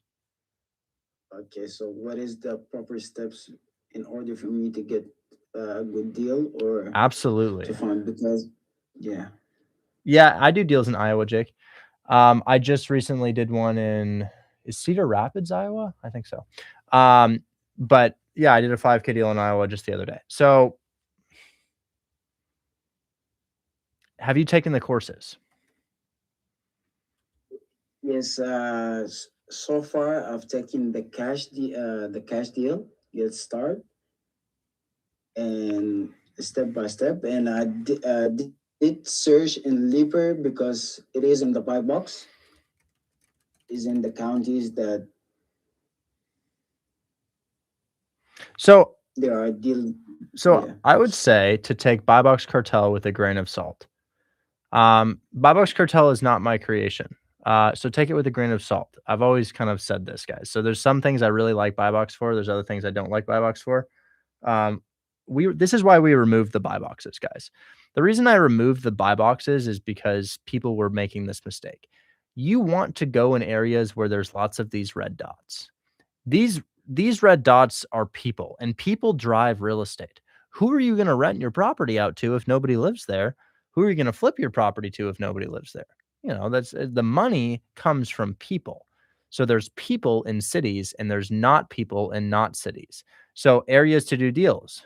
Well, there's a lot of dots, right? But are there a lot of dots here?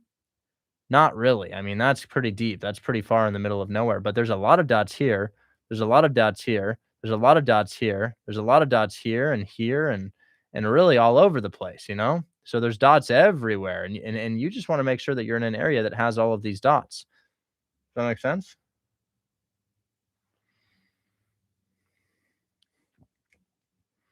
You're muted. Yes, it makes sense. And guys, the courses, if you haven't taken the courses explain the buy boxes. The courses explain we have buy boxes everywhere and you don't need to worry about where you are. You need to worry about whether or not your deal is a good deal because we have buyers everywhere. All right. Got to head out, man. Talk soon. Thank you so much. Absolutely. Here to help. Good job. Next is going to be, let's talk to maybe Noah. What's going on, Richard? Hey, man. How are you? Doing well. Nice to meet you. Did you get the DM that I sent you? I have a triplex that's under contract. Oh. It's in Mississippi.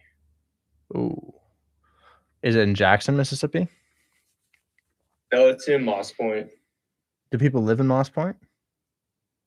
There are people. Yeah, a good amount it looks like, too. It looks like it has a good population size. Let's check it out. Okay. It's a cash deal, too, but it has strong cash flow.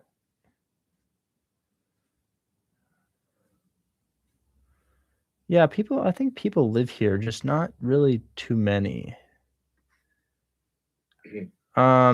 This area, Moss Point, a lot of people live in Moss Point, but it's not. When you look on the map, it's actually kind of in an area called Escatawpa, and it's on the highway.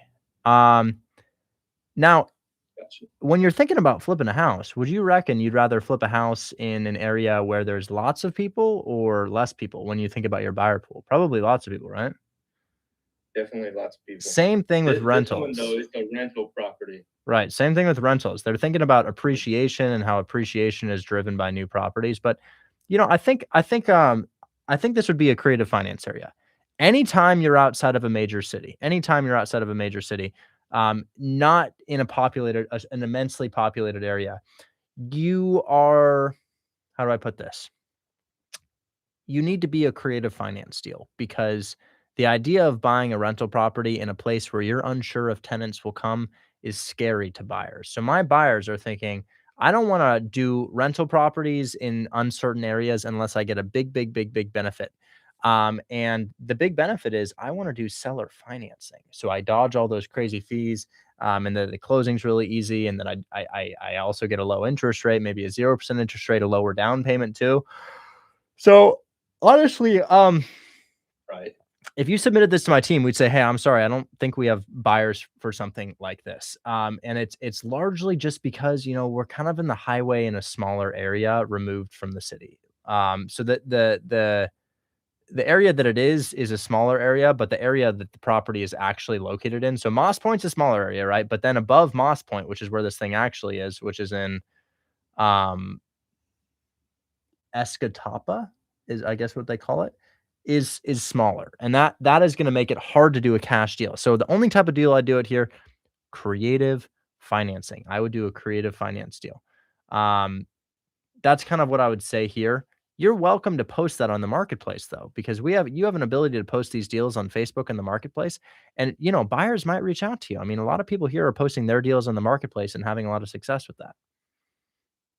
Right. I actually have it posted on Facebook right now, and I'm getting some traction with it. But again, I just don't know. Like, I know I haven't done anything with Facebook. I just know that it's sometimes unreliable. Sometimes you can find untrustworthy people. Yeah. So I kind of just wanted to shoot my shot with this. Our tenants in place, they're paying a good rent. And so to a buyer that could come into it, I mean, I guess I don't know if that would add some value to it, just because it's, like you were saying, out of a nice denser area. It's just that we haven't had a lot of success. We try to avoid taking on deals that take up time without yielding profit. And we have found that cash deals in non-major areas are those for us. However, that's, I'm not an oracle, I don't see the future. I don't know what's going to happen. I've seen deals sell where I'm like, why the hell did somebody buy that thing? And that could be your deal as well. So I'd post it on Facebook and I'd post it on the marketplace. But hey, I got to move on, man. I got a couple more people to get through before you head out today. Good thing. Appreciate your time, man. Best of luck. And guys, all the chat about Iowa, I just did a deal in Iowa. Come on. Look at this. I just did this deal in Iowa. Literally just did it.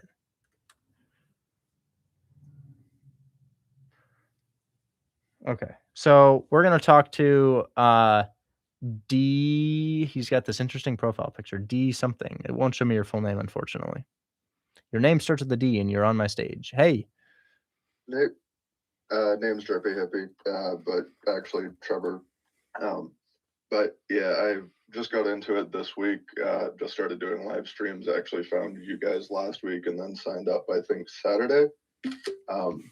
Great, man. Welcome. Going through all the hashtags, learning everything I need to, figured out how to really use the calculator today, and was looking at the seller finance video and just happened upon one of those 1 out of 3 deals where it doesn't cash flow, but it very much could. And let's check it out, man. Let's check it out. So go ahead and send this to me and I'll tell you what type of deal a buyer might want on this. Sounds good. Anissa, is that a rural area while he's getting me this? It's in Tallahassee, Florida. Yeah. I'm just looking at Anissa, it's so as I've said to the last 2 people, and I'm not talking to you, I'm talking to somebody on TikTok. it's hard when it's rural. It's really hard when it's rural. 9,000 people live in that area. Anyways, looking at your deal, you've just sent it to me. That's great. Now, is this a condo? Condos are not really super easy to wholesale unless they're kind of like the penthouse type of condo. If I remember correctly, it's three separate. I think it was 2 duplexes and a triplex. Or let me double check the listing. Yeah, let's see. So 9 units, 3 duplexes, 1 triplex, and its gross income is 109,000. 109,000. Okay. So 109 divided by I don't know 12. how to share my screen, but I already have a calculator with a deal pulled up that I kind of wanted you to evaluate. Yeah. So honestly, all you need to tell me is because I now know it brings in 9K per month. So what is your purchase price and down payment? The purchase price set at 1.3 mil, and down payment is 105. Okay, down payment's 105, and what are your monthly payments too? Monthly, let me double check. It says 3,319. Did I change something? That's great, man. That's a very high cash on cash return. I'd have a buyer for this immediately. I'm gonna say like 25, 30,000. Of course, that's contingent on condition, and this is definitely an interesting looking building. Very interesting looking building. I don't exactly know why it looks like this. It kind of looks like the back rooms, but we'll take it. So At least it's well maintained. yeah, it's very, very interesting. I don't really know. Looks like a barn with a metal roof or something. I don't know. But what I will say is your terms are stellar, and I'd probably be able to sell that for 20 racks with a phone call. Awesome. So yeah, this is great. If you get that under contract, come up here. I will make one phone call and make you $20,000. That would be awesome. I already have a what is it? So one of the other things I wanted to ask is, it like with the rent where it is, it's a 14% cash on cash return. But if I up the rent per unit by about $100, takes up the monthly by $900, increasing to a 20 or almost a 20% with a 15K assignment fee. And is it 0% interest seller financing? Yeah. That's really good, man. So yeah, let me know when you get that under contract. I'll help you sell it. Awesome. I also already double checked and no mortgage, so good there. Perfect, man. You've done well. And you said you're new here? Oh, yeah. You think it's possible for others to do what you're doing? I mean, yeah, if I'm already up. This is literally my second live stream with you. I saw the live stream yesterday. Surprised that it was like a first for me to be in with both you and Steven. Yeah. Steve, but yeah, this is a little, my mind's racing. I won't lie. Since I woke up I'm on the East Coast. So for me, it would have been 11 a.m. I got in the shower and literally was listening to Steve while I was just doing my thing. And, yeah, I haven't been out of the live stream since I woke up today. And this is, so a lot of people think, oh, I have to do that to get a deal. No, you'll want to do that to get a deal. So I remember when I first discovered this stuff, man, I was podcasts 24/7. I was literally just listening to real estate podcasts 24/7. That was all I did. My Spotify Wrapped was podcasts, and I listened to like 6 months of podcasts in 1 year. Like consecutively, it was 6 months, guys. It was absolutely insane. And I caught the bug, and I can see that that's happening with you too.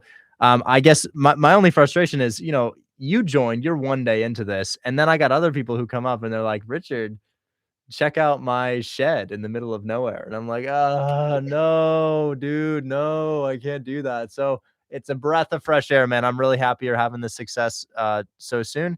And your numbers are on point. Your location's on point. Your deal type's on point. Keep going, man. And this infectiousness that you feel will pay off.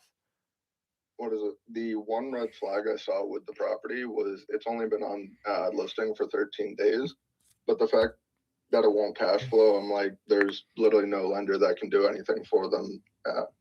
Dude, you're so far ahead of so many people. You knowing this on day 2 is insane. I love this. This is crazy. Hey, I got to move on, man. But Really, really good. I'm impressed. Keep going. I appreciate the help. Really good stuff. You know, I don't want to say this, but it's a competency thing. It's a competent. Well, I said it right the first time. Competency. Yes. It's a competency thing. And if you're not competent, you know, it's going to be hard. So I hear people and they're like, Richard, can I get a deal? And I'm like, man, you write with the wrong form of your. You're not the type of person where the realtor is going to think that you guys have money to spend on things like this. Like that, those small things that your teacher taught you in 6th grade, it's professionalism. They're teaching you professionalism. Show up the way that people in power show up in whatever industry it is, show up like that. You know, it's just, you're not going to get far, like even in athletics. If you're in athletics and you just, you know, you can't talk to people effectively, it's going to be hard for you to get the things you want to have happen, even though it has nothing to do with your job. When it actually has something to do with it, like in real estate, I'll put it this way. I wouldn't have got, so you say you're wrong. I'm a Division I athlete, dog. I would not have gotten my scholarship to do Division I collegiate athletics at Oregon State University if I had been unable to form a sentence, right? So, you know, there are interviews for this stuff. Rowing, guys, rowing.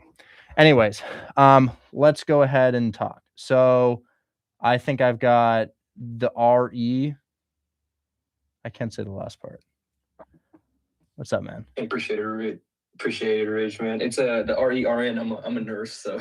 Oh, I thought that meant something else, but that's nice to know. Appreciate it. Hey, man, I just want to know if I'm like headed towards like the right direction. I sent a address to your inbox. I'm just trying to see if this is like a potential fix and flip in Detroit. Checking it. The first thing I look for is the shittiness of the house, because we want it to be shitty, right? And it's nice and shitty. I like that. I like a nice and shitty house. The second thing I look for is the area. I want to understand if this is an area that's being flipped in. Maybe it is, maybe it isn't.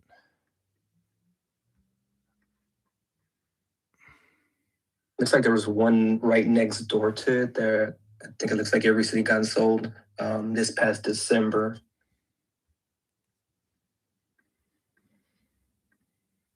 Okay, so I'm going to look at some single families. See what's sold here. Understand your dimensions. You are a 70K, 3-bed, 1-bath with 1,400 square feet. Okay, cool.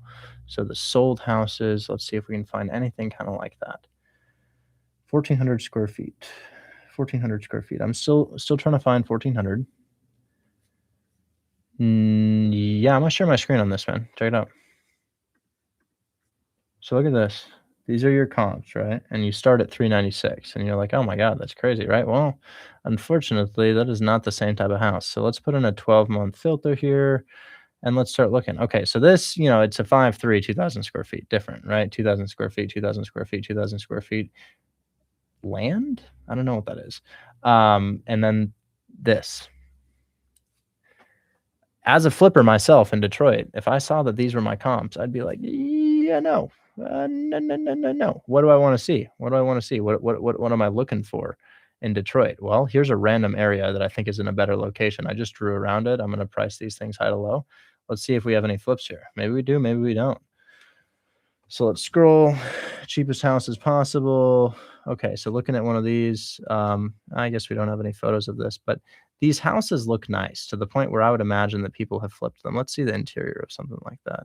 Yeah, that's staging. This is all staging. So this is a fix and flip. Oh yeah, big time fix and flip. This is a very luxury fix and flip. People don't live like this. They didn't just set their placemats out like that. That's staging. All of this stuff is new. So when I look at an area like this and I'm like, oh shit, look what's for sale here. I'm like, this is where I want to be. But when I see your area and I'm like, yeah, you don't really have any comps over there. It's not inspiring as a flipper. I just appreciate it, man. Absolutely. Sorry about that. But if you wanted to flip something like that, I would say you'd probably want to get it for like 30K because getting an exorbitant discount overrides the fact that you don't have comps there. Perfect. Will do, man. Appreciate it. Absolutely. Okay. G. Sorry, it doesn't show me your name. I sent a property to your inbox. Not under contract or anything, but I was just wondering if it's a possible deal.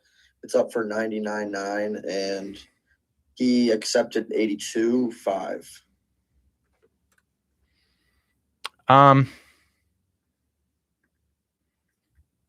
That discount isn't super inspiring either. That discount is concerning. It's I just when you have a buyer and you're like, hey man, I'm gonna send you good deals, and you send them a deal, and you get it at 82, they're asking 99. Keep in mind they've been there for almost 3 months. They're like, damn, all you could get me is a 10K discount, a 9K discount, and I'm like, yeah. And then they think, oh, maybe I can do this guy's job myself, and then they stop buying our deals and they just start calling themselves. So you can post on the marketplace. I won't stop you from doing that. You could post it on the marketplace, but my feedback is my buyers list would be tainted by sending a deal so close to list price. My other feedback is that some of this stuff in the rehab here is interestingly done in some of these photos right here. Interestingly done. It's not that it looks like it's broken, but as I look closely here, I'm like, I know that you're supposed to have a dishwasher here or something, but the walls, they're like, looks like I could just put my fist through it. Anyways, more of a discount is what I would say. I'd love to get something like this, like 25, 30K below list, so that the buyer looks at that and they're like, wow, thanks for getting me that discount, especially after it's been on market for so long. Gotcha. Yeah. So it's not really about the numbers. It's the mental aspect. One thing to consider is that if you're going off market in your skip tracing sellers, there is no mental aspect for the buyer because there's not an anchoring point of where it's listed for in their perception of the deal. Right. Gotcha. Absolutely. Talk soon. Okay. Bye-bye. I'm not actually that upset about the 5K. I'm not that upset. I'm not that upset. As I said, I'm a bit of a drama queen. It's just not that bad. It's just not that bad. There are people with actual problems. I think it just you have one of those days where other things are happening. I had something else. So I had a personal thing on my mind today. And I think that just felt bad. It felt bad, but it's okay. It's actually okay. Thanks, Toji. I appreciate that. Anyways, I will be here at a higher capacity tomorrow. I'm sorry I wasn't able to show up at my full capacity today, but I'm a little bit beat right now. It's just been a stressful day for me, guys. It's been you did great, Richmond. It's been a stressful day. Now, to end this, let's just give away $20 cash, guys. Let's just give away $20 cash here. And yeah, we'll get going. Guys, don't sleep on Florida as a market. I don't see a lot of sub 2 and Pam, sub 2 in California. Don't sleep on Florida, guys. Florida. What are the contingencies? There's actually no contingencies. It's just cash from a lender that we know. There's not going to be any contingencies, but it just takes a little longer. Don't sleep on Florida. That's all I'll say. Florida is a cheap market. Jacksonville is a heat market. You guys really need to explore Florida. You really do. It's really great. I got a fix and flip in Jacksonville. Hunter, I want to see that tomorrow, man. I want to see that tomorrow. Florida is a great location to do deals, guys. Really don't sleep on that. If we just had one state to do deals in, Florida would have enough for all of us. Okay, so I'm going to go ahead and do a little giveaway here for $20 cash. I'll hit your Venmo with $20 cash. You answer my question. I like this one. Okay, you guys lock in. You like games? I won't specify what type of game, but it's not video games. You like games? Lock in, okay? Ready? 3, 2, 1. How many squares are on a checkerboard? How many squares are on a checkerboard? Ooh, Cody locked in. Cody locked in. Oh my. The finals? I like the finals. That's a good game. Cody and his Miata. But I could guess the year of your Miata, Cody. Cody, is that is it a 1997 Miata? I have no idea. Oh, you don't It's on know. Google. Oh, I thought it was your project car, man. Well, hey, we'll give you some money towards your project car. Can you send me your? I mean, is Venmo okay, or PayPal or Cash App or PayPal might work. PayPal might work? Okay. Do you want to send me your PayPal? Yeah.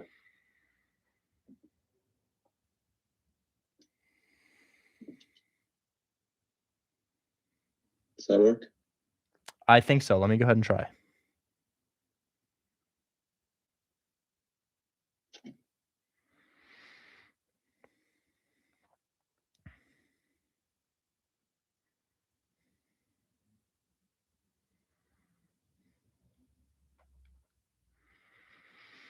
And then I'm off to send some money to my buyer. I emailed 2 people. Make that a call. Make that a call. So let's go ahead and send this guy some funds. Boom, boom, boom. Got you, Cody. Oh, what country are you in? Europe? Somewhere in Europe? Ireland. Ireland. Do you have an accent? I can't hear. Can you tell? I can't tell. Does he have an accent, chat?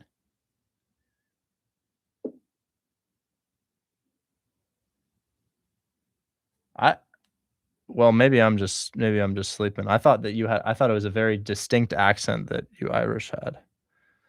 Yeah, it's different all over the country. Oh, I just heard it a little bit. I heard a little bit there. I heard it. The way he said country. Country. Okay. Okay, I just sent you $20 cash, which is approximately $16 euro, as your currency has surpassed our own. Anyways, times are changing. So hopefully, did you get that, man? Let me check. Yeah, got it. Perfect. Perfect. Thanks so much for participating, man. I appreciate it. Good luck with your checkers endeavors, okay? All right. All right. Bye-bye, guys. I'm going to catch you on the next one. I promise I'll be better tomorrow, okay? I'll spend more time. I'll be better tomorrow. And off script, if you want to learn more, join the Discord, take the courses, come to class tomorrow. I'll be back tomorrow to do more fun stuff. All right. Bye-bye. YouTube, our viewership has been increasing recently. Who's calling me?